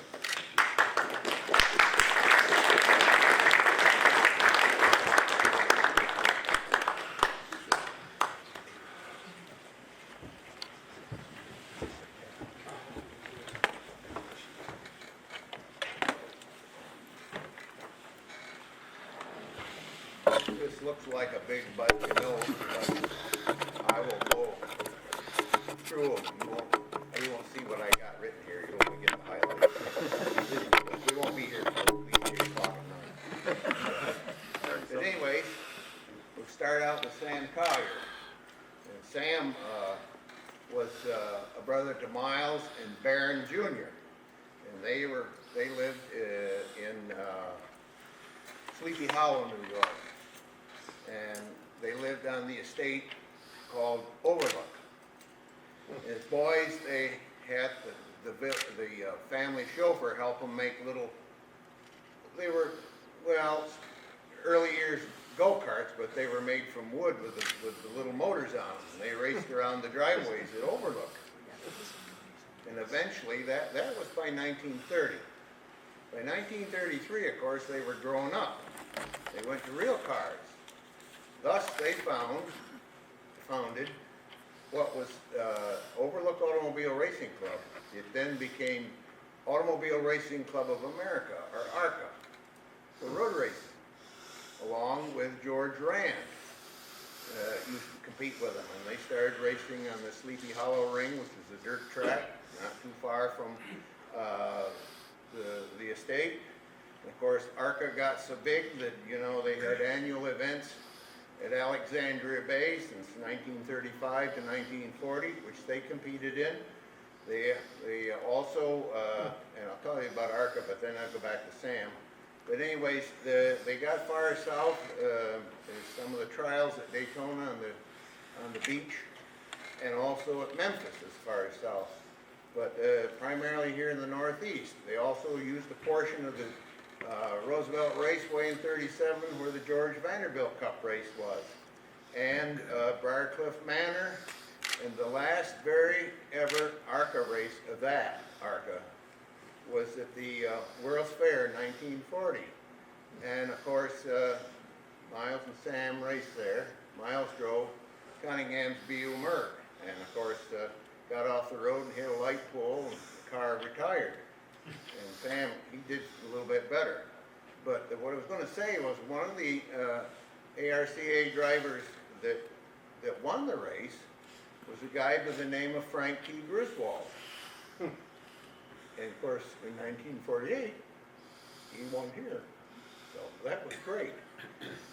But anyways, Sam's family were in business with placards that went on buses and stuff like that. It's where some of their money came from.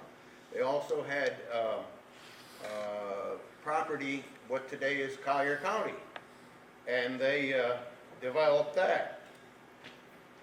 But Sam was a Navy pilot in World War II. And when the war was over with, you know, SCCA came into being in 1944. People in SCCA in those days were car lovers, although some of the members at that time were involved in ARCA before the war. But anyways, we get around to come to Watkins Glen in 1948, and the Collier brothers show up. And they have 2 MGs, and of course, they are ARCA members. They're not SCCA members.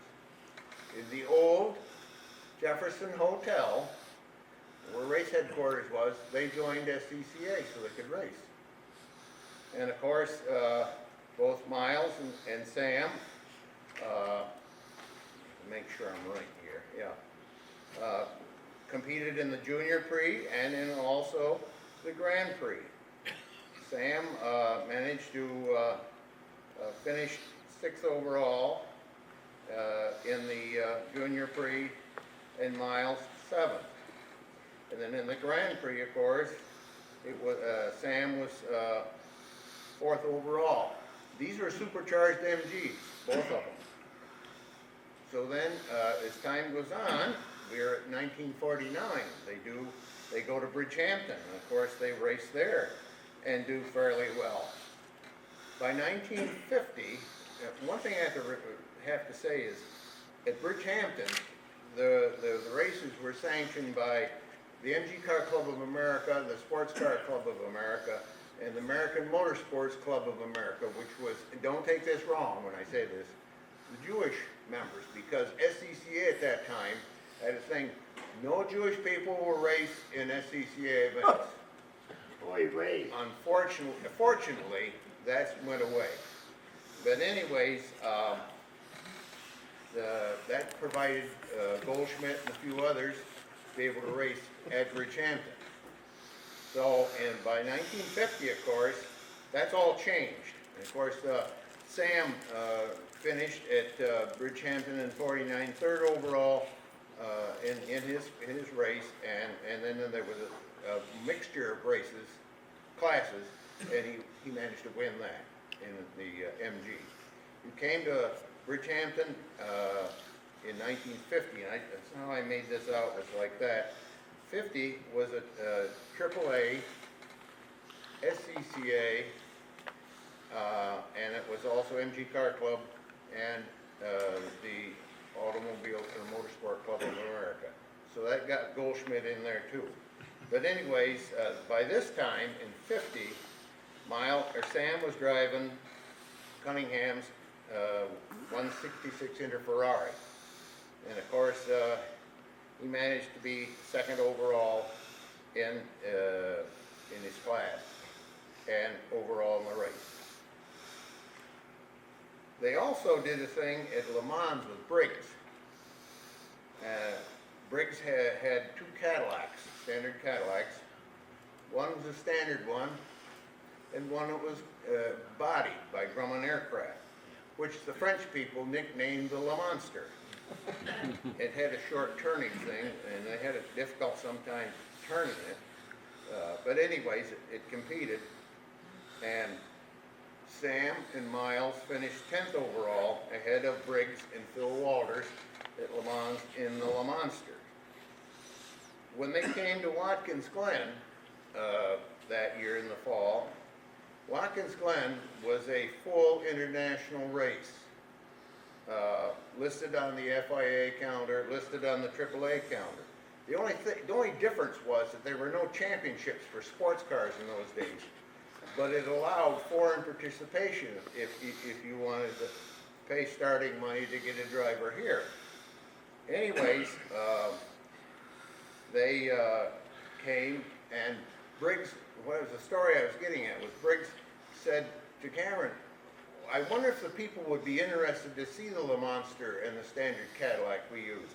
And he said, sure, and there was quite a bunch of people around all those cars, and was really one of the focal points amongst the new cars that came over to be raced at Watkins Glen that year. And of course, Cameron and his father paced the race for the Seneca Cup. And people around the circuit got to see the Le Monster. And so anyways, Sam was in Briggs's Ferrari, the 166 Inter. And of course, on the 2nd lap, he was leading after Tommy Cole, who led the 1st lap, went off the road and rolled over up above Seneca Lodge there at Townsend Corner. From there to White House S, Bill Milliken, who was 2nd at that time in the Type 54 Bugatti, was 2nd, and Sam was 3rd. Once they got around White House S, and from there to where the Collier Stone is, and I'm talking too much, so you got to get some pictures in here. There's Sam in 48 at what would be known as Milliken's Corner. It was called Thrill Curve. That was the super. There's Sam again. And Sam, this picture is not Watkins Glen. This is down at Bridgehampton and the MG he drove in 49. This picture was used in the 51 program as a memorial when he, about his being killed while leading the Grand Prix in 50. This here, the slide, I remember looking at this probably 10 years ago when we got it in, and it said on top of it, it said first lap, and I said, it can't be, because Tommy Cole was leading, and Milliken at that point, right in that picture, is third, and that is not so. It was Tommy Cole, Milliken, then Sam Collier in the 166 hitter. So this was the second lap, and you blink your eyes, and it was all over. It was up near the Olin Mills farm, where the stone marker is. And in one of our books we did, I bought some snapshots. They were 620, and it showed Sam had come around the corner and was halfway around, ready to spinning. Behind him, in front of him was Milliken, and you blink your eyes and he was over in the field either barrel rolling or end over end. And of course, Milliken was so shocked because there was a rock, what was going on, and there was a rock thrown up in the air when he went off on the side of the road before he rolled, landed into the Bugatti's left-hand seat, which he has a right-hand drive car, and it startled him, and that's how Goldschmidt got ahead of him, and then Wacker. So anyways, Milliken tells that in an article about the Type 54 Bugatti. So anyways, that was an unfortunate day for Sam because they took him to Montour Falls in the old Schuyler Relief Hospital where he died later that day. And they were not going to have the victory banquet at Seneca Lodge that night, and they asked Miles what he thought, and Miles says, Sam would want you to go on, which they did. But anyways, at that time, after the funeral, Miles promised his mother that he would never race again. That was a fib, because he raced in the AAA road races under a phony name. And of course, down at Sebring in 53, Cameron and he would have raced a C-type Jaguar, but Cameron couldn't take delivery of it until December. So that's why Cameron had a 120 Jag raced here in the 53 Grand Prix. So anyways, Miles's last race was Sebring in 1954, and the car owner was Miles Collier, but his phony name was John Marshall, who races that car.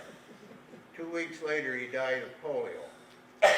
But when I'm told that story, but I'm drawn up to the point where his friends came, and out of the Brubaker farm comes this big stone you see today.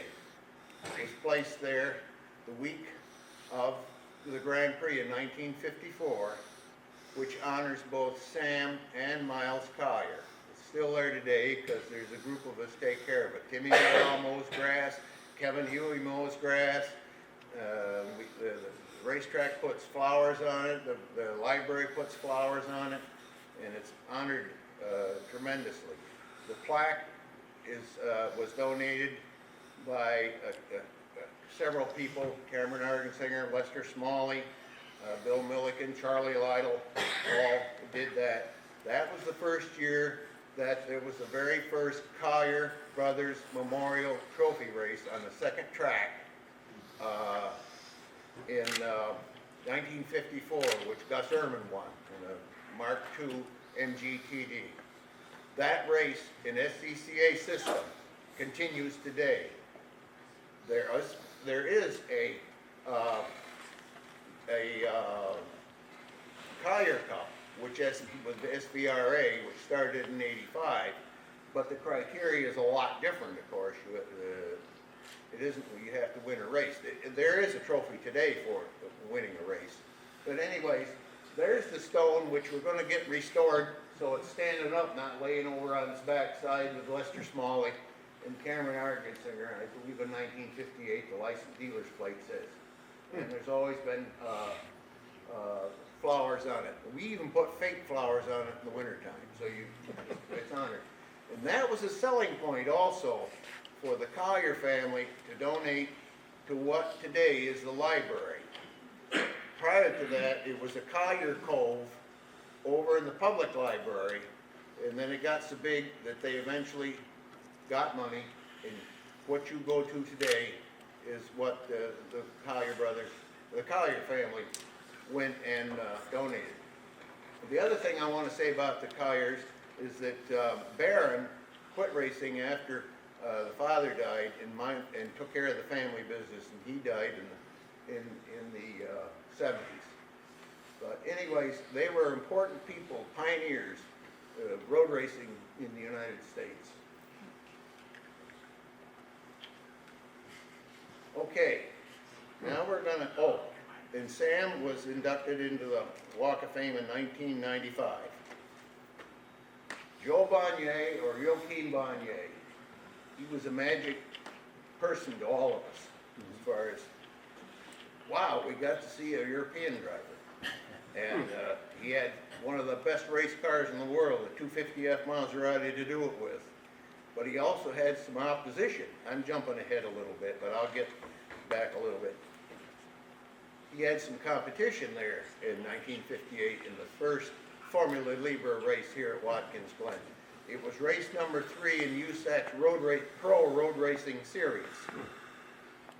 The stars were Phil Hill in a 4.1 liter Ferrari. It was supposed to be the Scarab beater, which it wasn't.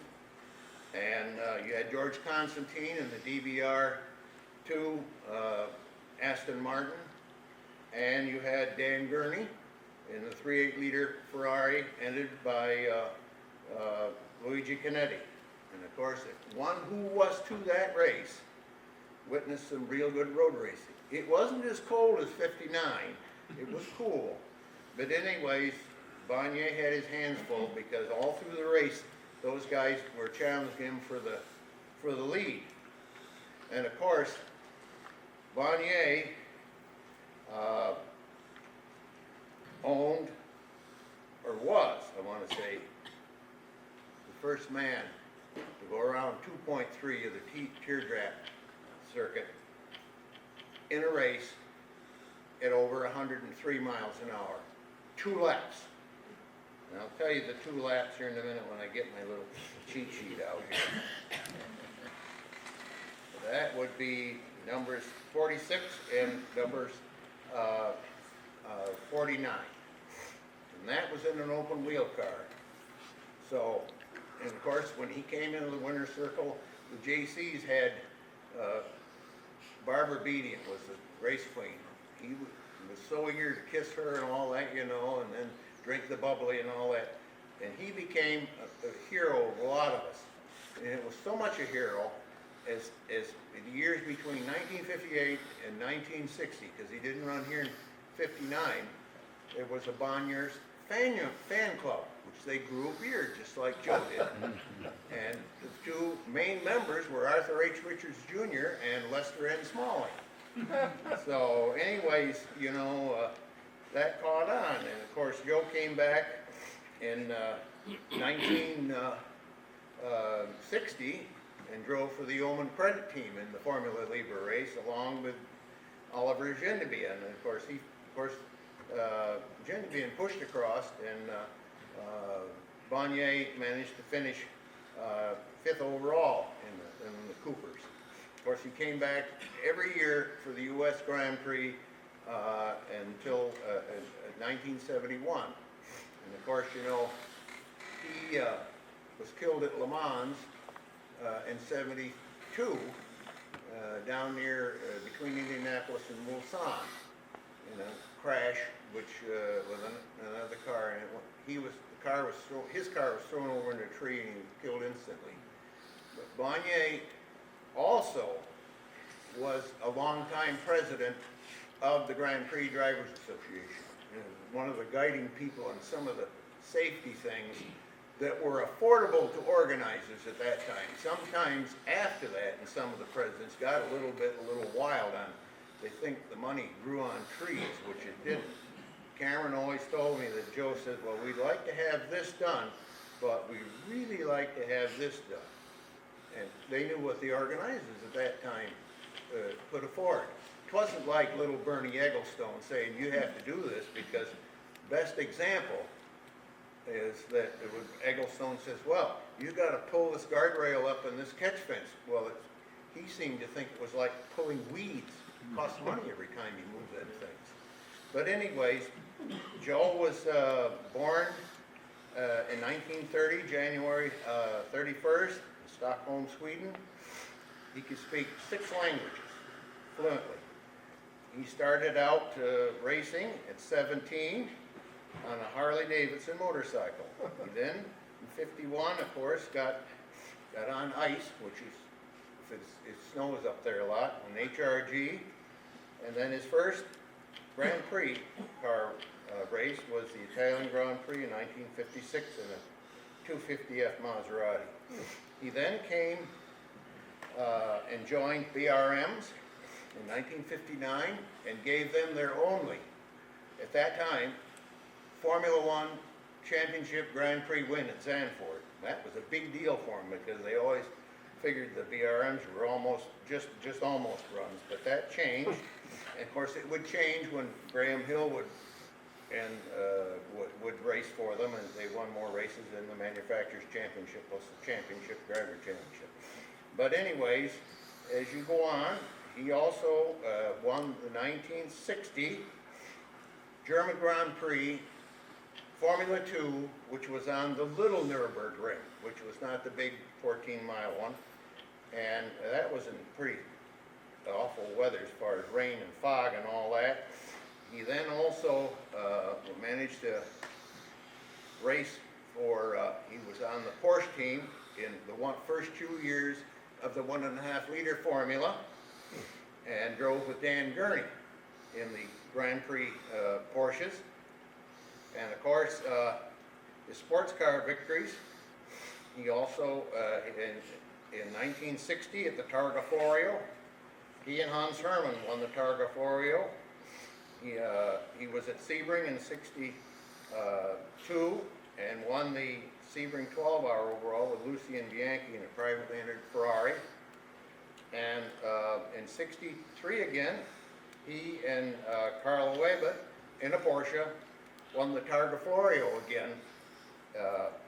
And of course, in 64, he really had a good season of sports car racing. He drove for Colonel Ronnie Holm, who was a private entrant at Maranello concessioners, I guess is what I want to say. They were Ferrari's arm in England. And he was teamed with Norman Graham Hill or Graham Hill. He also teamed up with Jim Hall and of course the 1966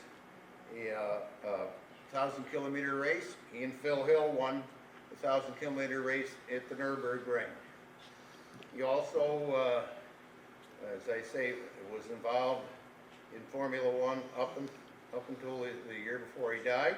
He also competed in some of the Can-Am series in '68, and also in 1970 drove a Lola T 210 to victory in the series, which was a European 2-liter sports car series. He was champion of that, and of course I mentioned the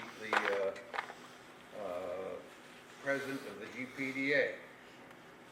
He also, he was inducted into the Walk of Fame, which is down in front of Orr's Monuments in the year 2000 in North Franklin Street. Next, well, I got to talking, and there's Joe Bonnier. Keep going. There he is in 1958 with the 250F Maserati. That chassis number is 2529. Eventually belonged to Phil Cade. Next. This is at the Libra drivers meeting. You've got Sterling Moss, You got Paul Shea in back of Sterling Moss. You have Peter Ryan. You got Joe Bonnier. And I got my reading glasses on, but I can't really see who this other one, but somewhere's in there, way over in the corner, I believe, is Bill Sadler.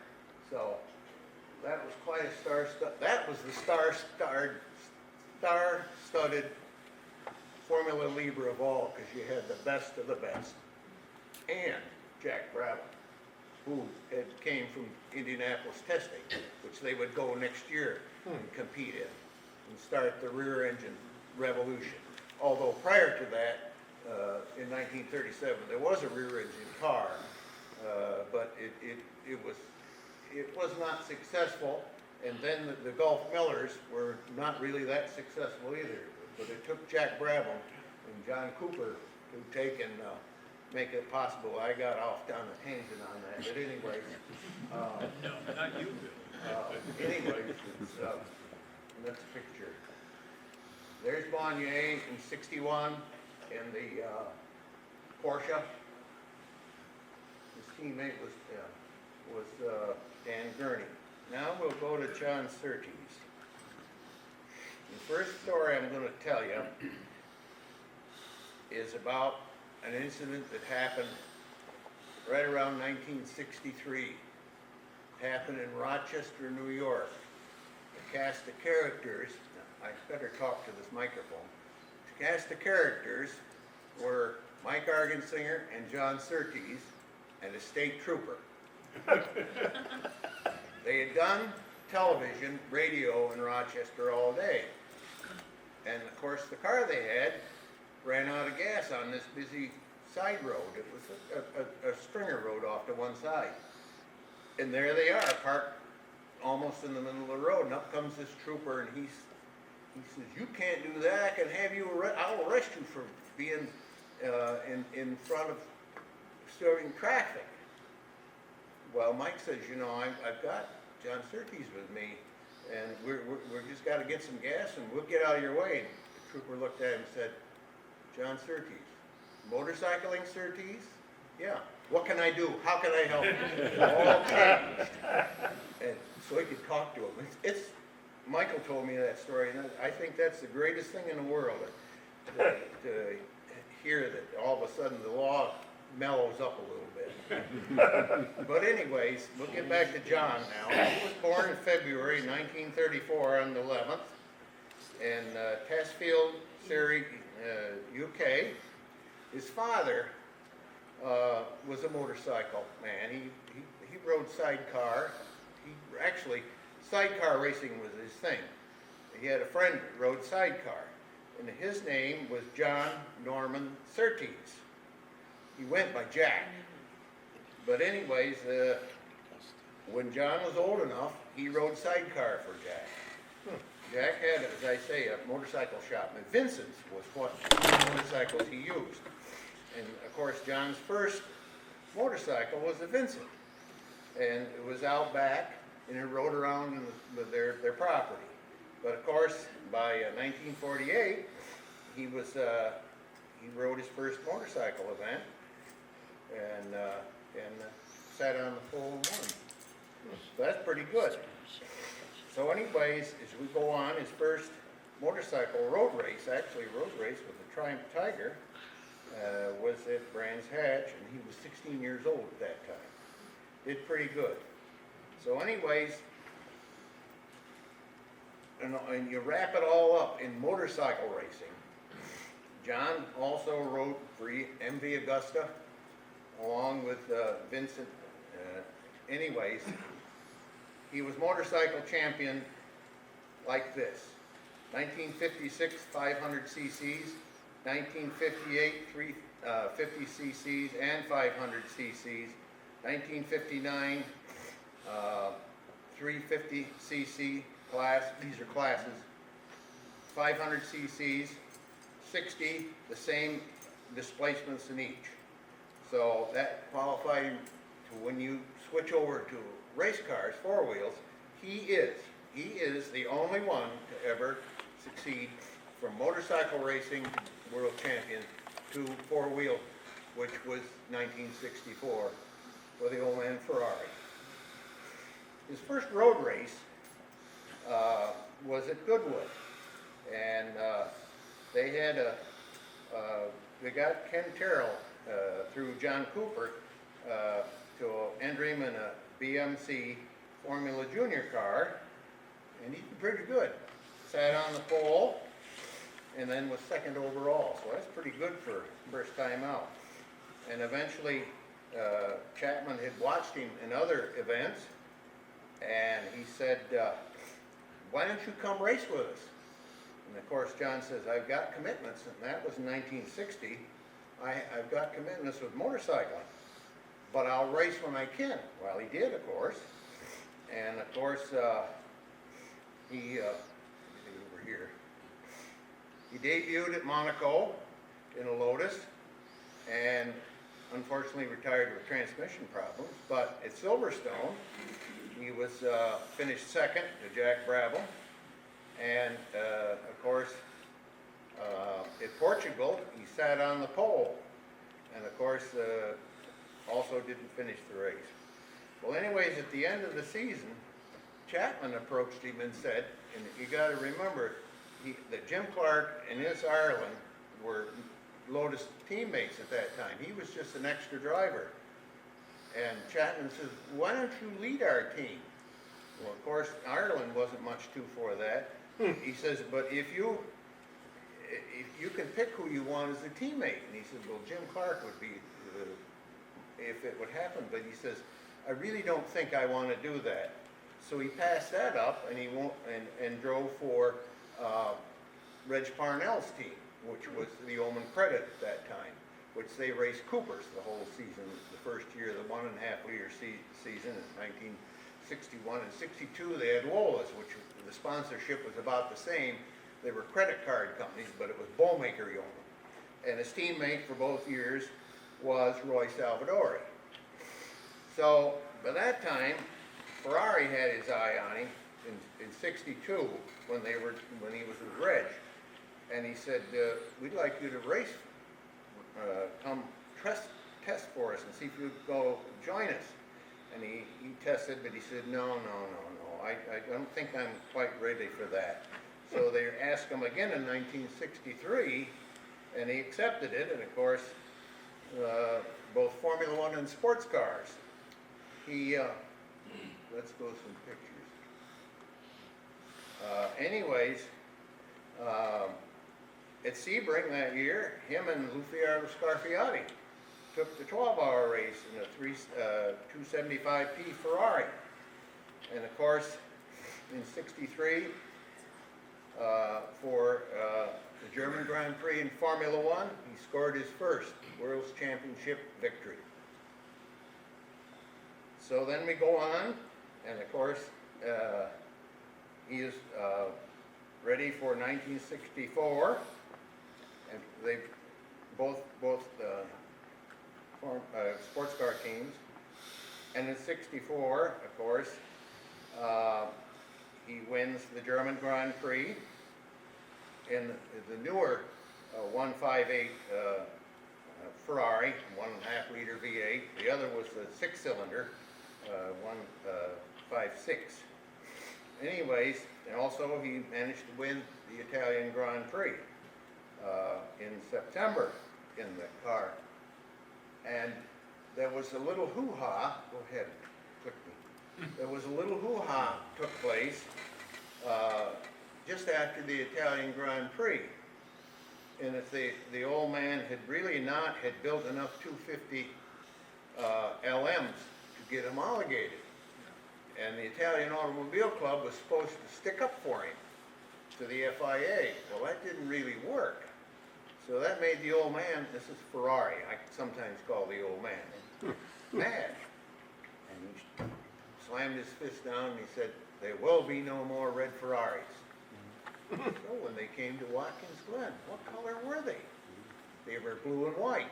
But there was a North American Racing Team sticker on there. That was Canetti. So the last two races of the 64 season were run with North American Racing Teams. But if being good race fans that we are, we all picked out the factory mechanic, the factory engineer, and the team manager. So it was Ferrari all. But then they kissed and made up the next year, and there were red cars again. So don't change. This is after he left Ferrari, but I'm gonna start. Things, in '65, he was injured in a bad accident at Mossport, and recuperated. And anyways, he came back to Ferrari. Now, there was a little bit of hoo-ha that I never agreed with, but Eugenio Dragani, who was the team manager from Ferrari from 1962 to 1966, didn't really encourage foreign drivers in the team. He was more the Italian drivers that should be there. And as they went on, through the years that Surtees was there, he always was trying to bite Sir John's back. Well, anyways, John came back, and of course, you know, he managed to win the Belgian Grand Prix in the rain, and Dragani said, he's not really fit. You should have a third driver at Le Mans, along with the regular two drivers, a relief driver. Well, when they got there, they had a real hoo-ha, and Surtees left, didn't race at Le Mans, and went back to Maranello. And the old man and him agreed that they should part the ways. So, John joined, just back there, I'm pointing at him. John joined Cooper's, which had the 250F Maserati engines in it, and which was Roy Salvadori and a couple others ran the Cooper team. And of course, John managed to win a race for him, and he was down in Mexico at the end of the season. But here at Watkins Glen, he was in the car, and you see it's a big engine in the back and all that. But anyways, at the end of the season in Italy, Dragani was no longer team manager. Francolini became the team manager. But I don't mean to throw stones, but it's truth. Mike Parks was one of the people helping John Surtees out the door too, because he was jealous to the point. Mike was a good sports car driver, but he wasn't a very good Grand Prix driver, because eventually he got in an accident and that ended his career forever. But anyways, now the next picture. This is when John left Cooper's and joined Honda for 2 seasons. And that's Nakamura, who was the team manager and chief engineer, which John and he became very good friends, as such was Richie Ginther when he joined Honda. They were very close. And of course, John gave Honda a victory at the Italian Grand Prix that fall in 1967, because I seen the car when I was at Silverstone. It was, I have to get the terminology right, Honda Lola. In other words, it had a Honda engine in it, but it was a Lola chassis. So it was a lot. So then he left after the '68 season and joined VRMs for 1 season. And then, of course, then built his own cars from 1970 to 1978. And of course, then quit Formula One racing and went on and did real estate and a few other things. And eventually, he remarried. Pat Burke was his first wife, and she was a nice lady. I'll tell you a story about her, it's going to be very quick. You see her sitting on, girlfriends in those days were not there as pit popsies as they are today. They operated stopwatches, you know, and she never missed a beat. Neither did Emerson Fittipaldi's wife. And they had Minerva stopwatches. And Pat loved John for a lot of things, you know, they were loved, but racing was her thing, and she liked to be married to a racing driver. And of course, when they quit racing, that was it. when John was in the hospital for his injuries at Mossport, he met Jane, and I don't know what her maiden name was. But anyways, as time went on, he had some more medical work done on him, and Jane was still there, and they got together, and eventually they married, and they had 3 children, 2 girls and a boy. Henry Surtees was the boy. Henry started racing, go-karts and stuff, and of course, unfortunately, died of injuries at Brands Hatch in 2009. Thus, the Surtees Foundation, which does a lot of things. He also, John does, is drive vintage cars, auto unions, Mercedes, test drives, writes articles. But anyways, John was inducted into the Walk of Fame 2013. Next slide. That's another shot of Surtees in 1968. Okay. Tommy Holm,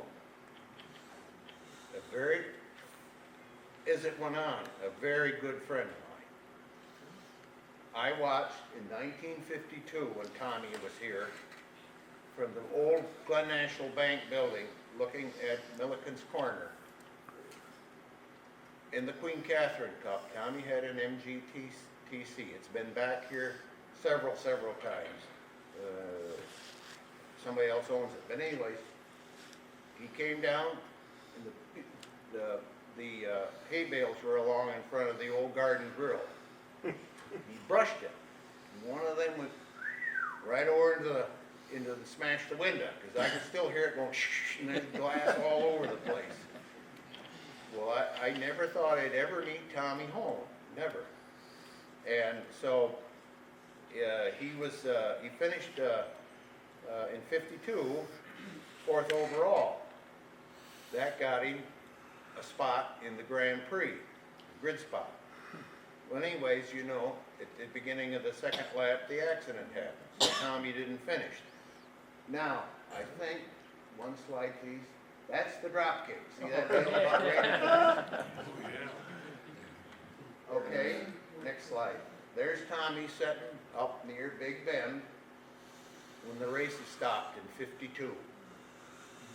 Well, Tommy came back in 1953. That being 1953, it was not an SCCA event. We were on our own at Watkins Glen. See, the 52 race was an SCCA event. Tommy raced 2 cars that weekend. He brought the MG back, and it was car number 42, and it didn't finish. In the Grand Prix, he had a 120 Jag, and it was 9th overall.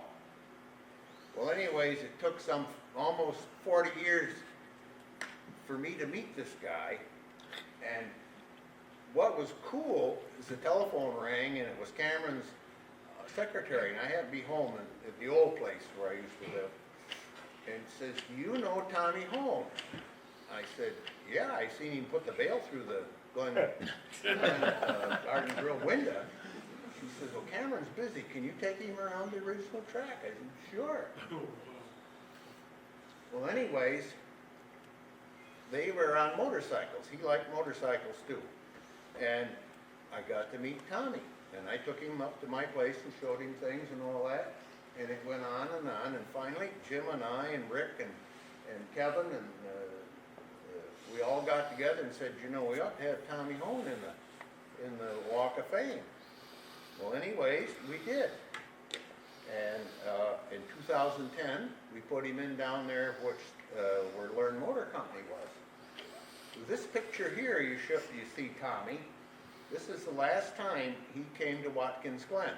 We got him on the PA, and that was about, let's see, I got it written here, 2010, yeah. And do I have that? 2007 is what he won the Walk of Fame, sorry.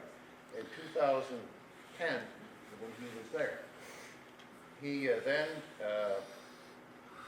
in 2003, just before Christmas, suffered a fatal heart attack which caused a car accident up near Hamilton, and he died in the accident. But he was a great little guy. He was a very, very good MG driver in Canada, you know, right after the war. The only snag in the whole thing was his father owned a restaurant, and he says, I don't really want your racing, and finally he had to give up and tend to the family business. But Tommy always said, you come to Canada to all of us, I'll show you a good time. Unfortunately, we never got up there, but he was just a nice fella to be around, and had some great stories, and so anyways, one of Joe Tierno's and I's favorite drivers. We had a good many from southern New York, but this is one of them. And of course, Sherm Decker was another. Yeah. But anyways, Bob Bucher.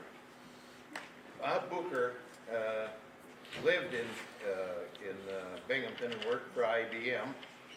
He was a co-founder of this Southern Tier region of the Sports Car Club of America, along with Spanky Smith, Ed Light, and Gene Osborne and others.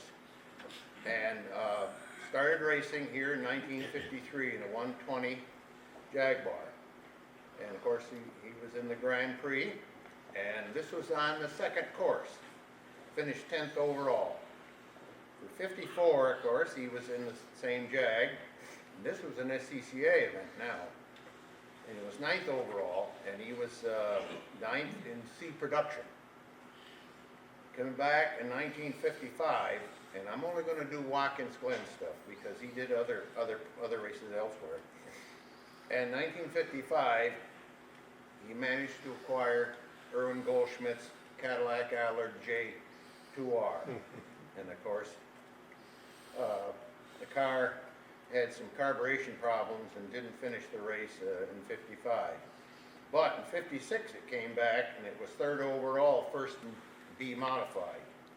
And of course we get to the best stories, 1957. Let's see, let's get Bucher on. Okay. There's the Allard. And boy could he drive it. It's called Big Jake. Well anyways, for the 57 race, the 10th anniversary of racing at Watkins Glen, we jumped in the Allard, and back up a minute, John Duvall. The ones who've heard John Duvall on the PA will know exactly what I'm going to try to describe. He had the best way of telling things, like he'd say as Bucher came out for practice, he says, here comes the Binghamton Bullet and the big red fire engine. Or if there was a spin out, you wouldn't know today but it was, instead of a spin out, he'd say, well, there was a Gilhooly up on the 90. Spin out. The technology, if you want to hear some of that, you can hear that on Sports Cars and Hi-Fi, which was a Riverside record. You can hear it in the background. It's the 56 race. But anyways, as I say, Duvall was very colorful. Duvall wrote the article for the 57 Watkins Glen Grand Prix. And of course, Bucher gets out in the Allard and wins. First in unrestricted. The subline in the article said, Rapid Robert rides again. And that was the Collier Brothers Memorial. Won the Spanky's MG. That was great. Came back the next year. He finished fairly well in the Cadillac Allard in the Seneca Cup. I say fairly good. 2nd overall, 2nd in unrestricted. But then he got in the 029 again. You got to remember, the fella he's going to run against, they were very, very good friends. And the 2 cars were tuned by this one fella. So they were equal. And that's Sherm Decker. Whoa. And Joe and I, and anybody at that time was there for that 58 race. Remember the last lap off the 90. There's a picture right now, should come on the screen. No, go another one. Go, that's the cup for 57. The next one. there. Wow. They raced clean, I mean clean. Booker won, You looking at him? You looking at him? but you don't see that in racing. Clear camaraderie, you know, you're racing, sure, you're buddies, but anyways, that's a classic picture. It'll live in my mind, and correct me if I'm wrong, Joe, but you rode home in that car that weekend, didn't you? I did, In the rain?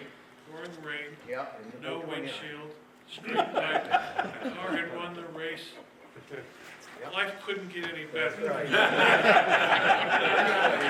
I already won the race, I'm talking to the happy kid. Yeah, and then Tom came back in the Glen Classic that next year in the production, G-production class and won with Spanky's car again. I remember seeing that with a wreath on it and everything. It's just great. So anyways, Bob goes and buys a Lotus, and of course they run it in the Queen Catherine Cup of '59, and it's fourth overall and fourth in G modified. Then he drove this car, which I always thought was a stone, and in the Grand Prix. It was a Ferrari Mondial, and several other people had it. And I always said it couldn't get out of its own shadow, and I think Bob was pretty upset with it, because it was 14th overall and first in E-modified class. But anyways, by 1961, we had a Porsche RSK. Not only did he win the Glen Classic with that, but he was national champion, 1961, for F-modified class, with a total of 66 points. He went on and raced other cars, but the one thing that I thought was real cool was the 1963 USRRC support race. There were like 8 Formula V's that ran. Bucher drove one, Decker drove one, Poupard drove one, and Millard Ripley. But anyways, that was the first time they were in the United States. And it was like you could throw a blanket over them guys, you know, it was great racing. He also competed in Can-Am and the USRRC. Now the next picture is him, I already went by it. You get talking, you forget these things. That's Booker winning with a Porsche. Okay? Now this, I think, is his last race, as far as I can see. This is Glen 500, Glen Trophy. And I believe that's a Lola. That's Bob. That's his wife, and I think that's Mark. And I've got to get Mark's address, and I've told him about this picture, but I thought that was just so neat to see that. But Bob was great. Always had time to talk to you, just like all the rest of them if they weren't busy. So anyways, I didn't put him in the Walk of Fame. We flipped the coin and we shook hands, but we put Decker and Bucher in it the same year. So I said, Joe, which one do you want to do? He says, I don't know. I said, well, let's flip this coin. Joe did Bucher and I did Decker. It was a lot of fun. And so anyways, that's this year's edition of the, I got some public service here too, but of the Walk of Fame, and if it's okay with all the rest of you, we'll do another one, 5 more next year, because somebody will come up and say, you didn't do my father or my uncle. We'll try to get that taken care of. But anyways, I wanted to tell you that the members of the Walk of Fame committee are the following. It's Jim Scaptura, Rick Huey, Kevin Huey, J.C. Argensinger, Tom Wiedemann, and myself. And come up and see us if you want to put somebody on the Walk of Fame with billions of dollars. The only qualification is that you've had raced cars at Watkins Glen. That gets you in. The other commercial is, remember the model show on March 17th, 18th, and 19th. And also there are refreshments over next door, which is chilly, I know that. So anyways, we thank you, all three of us, for listening to our stories, and I hope none of you went to sleep. It's such a pleasure to have these guys work. We're all good buddies, work together.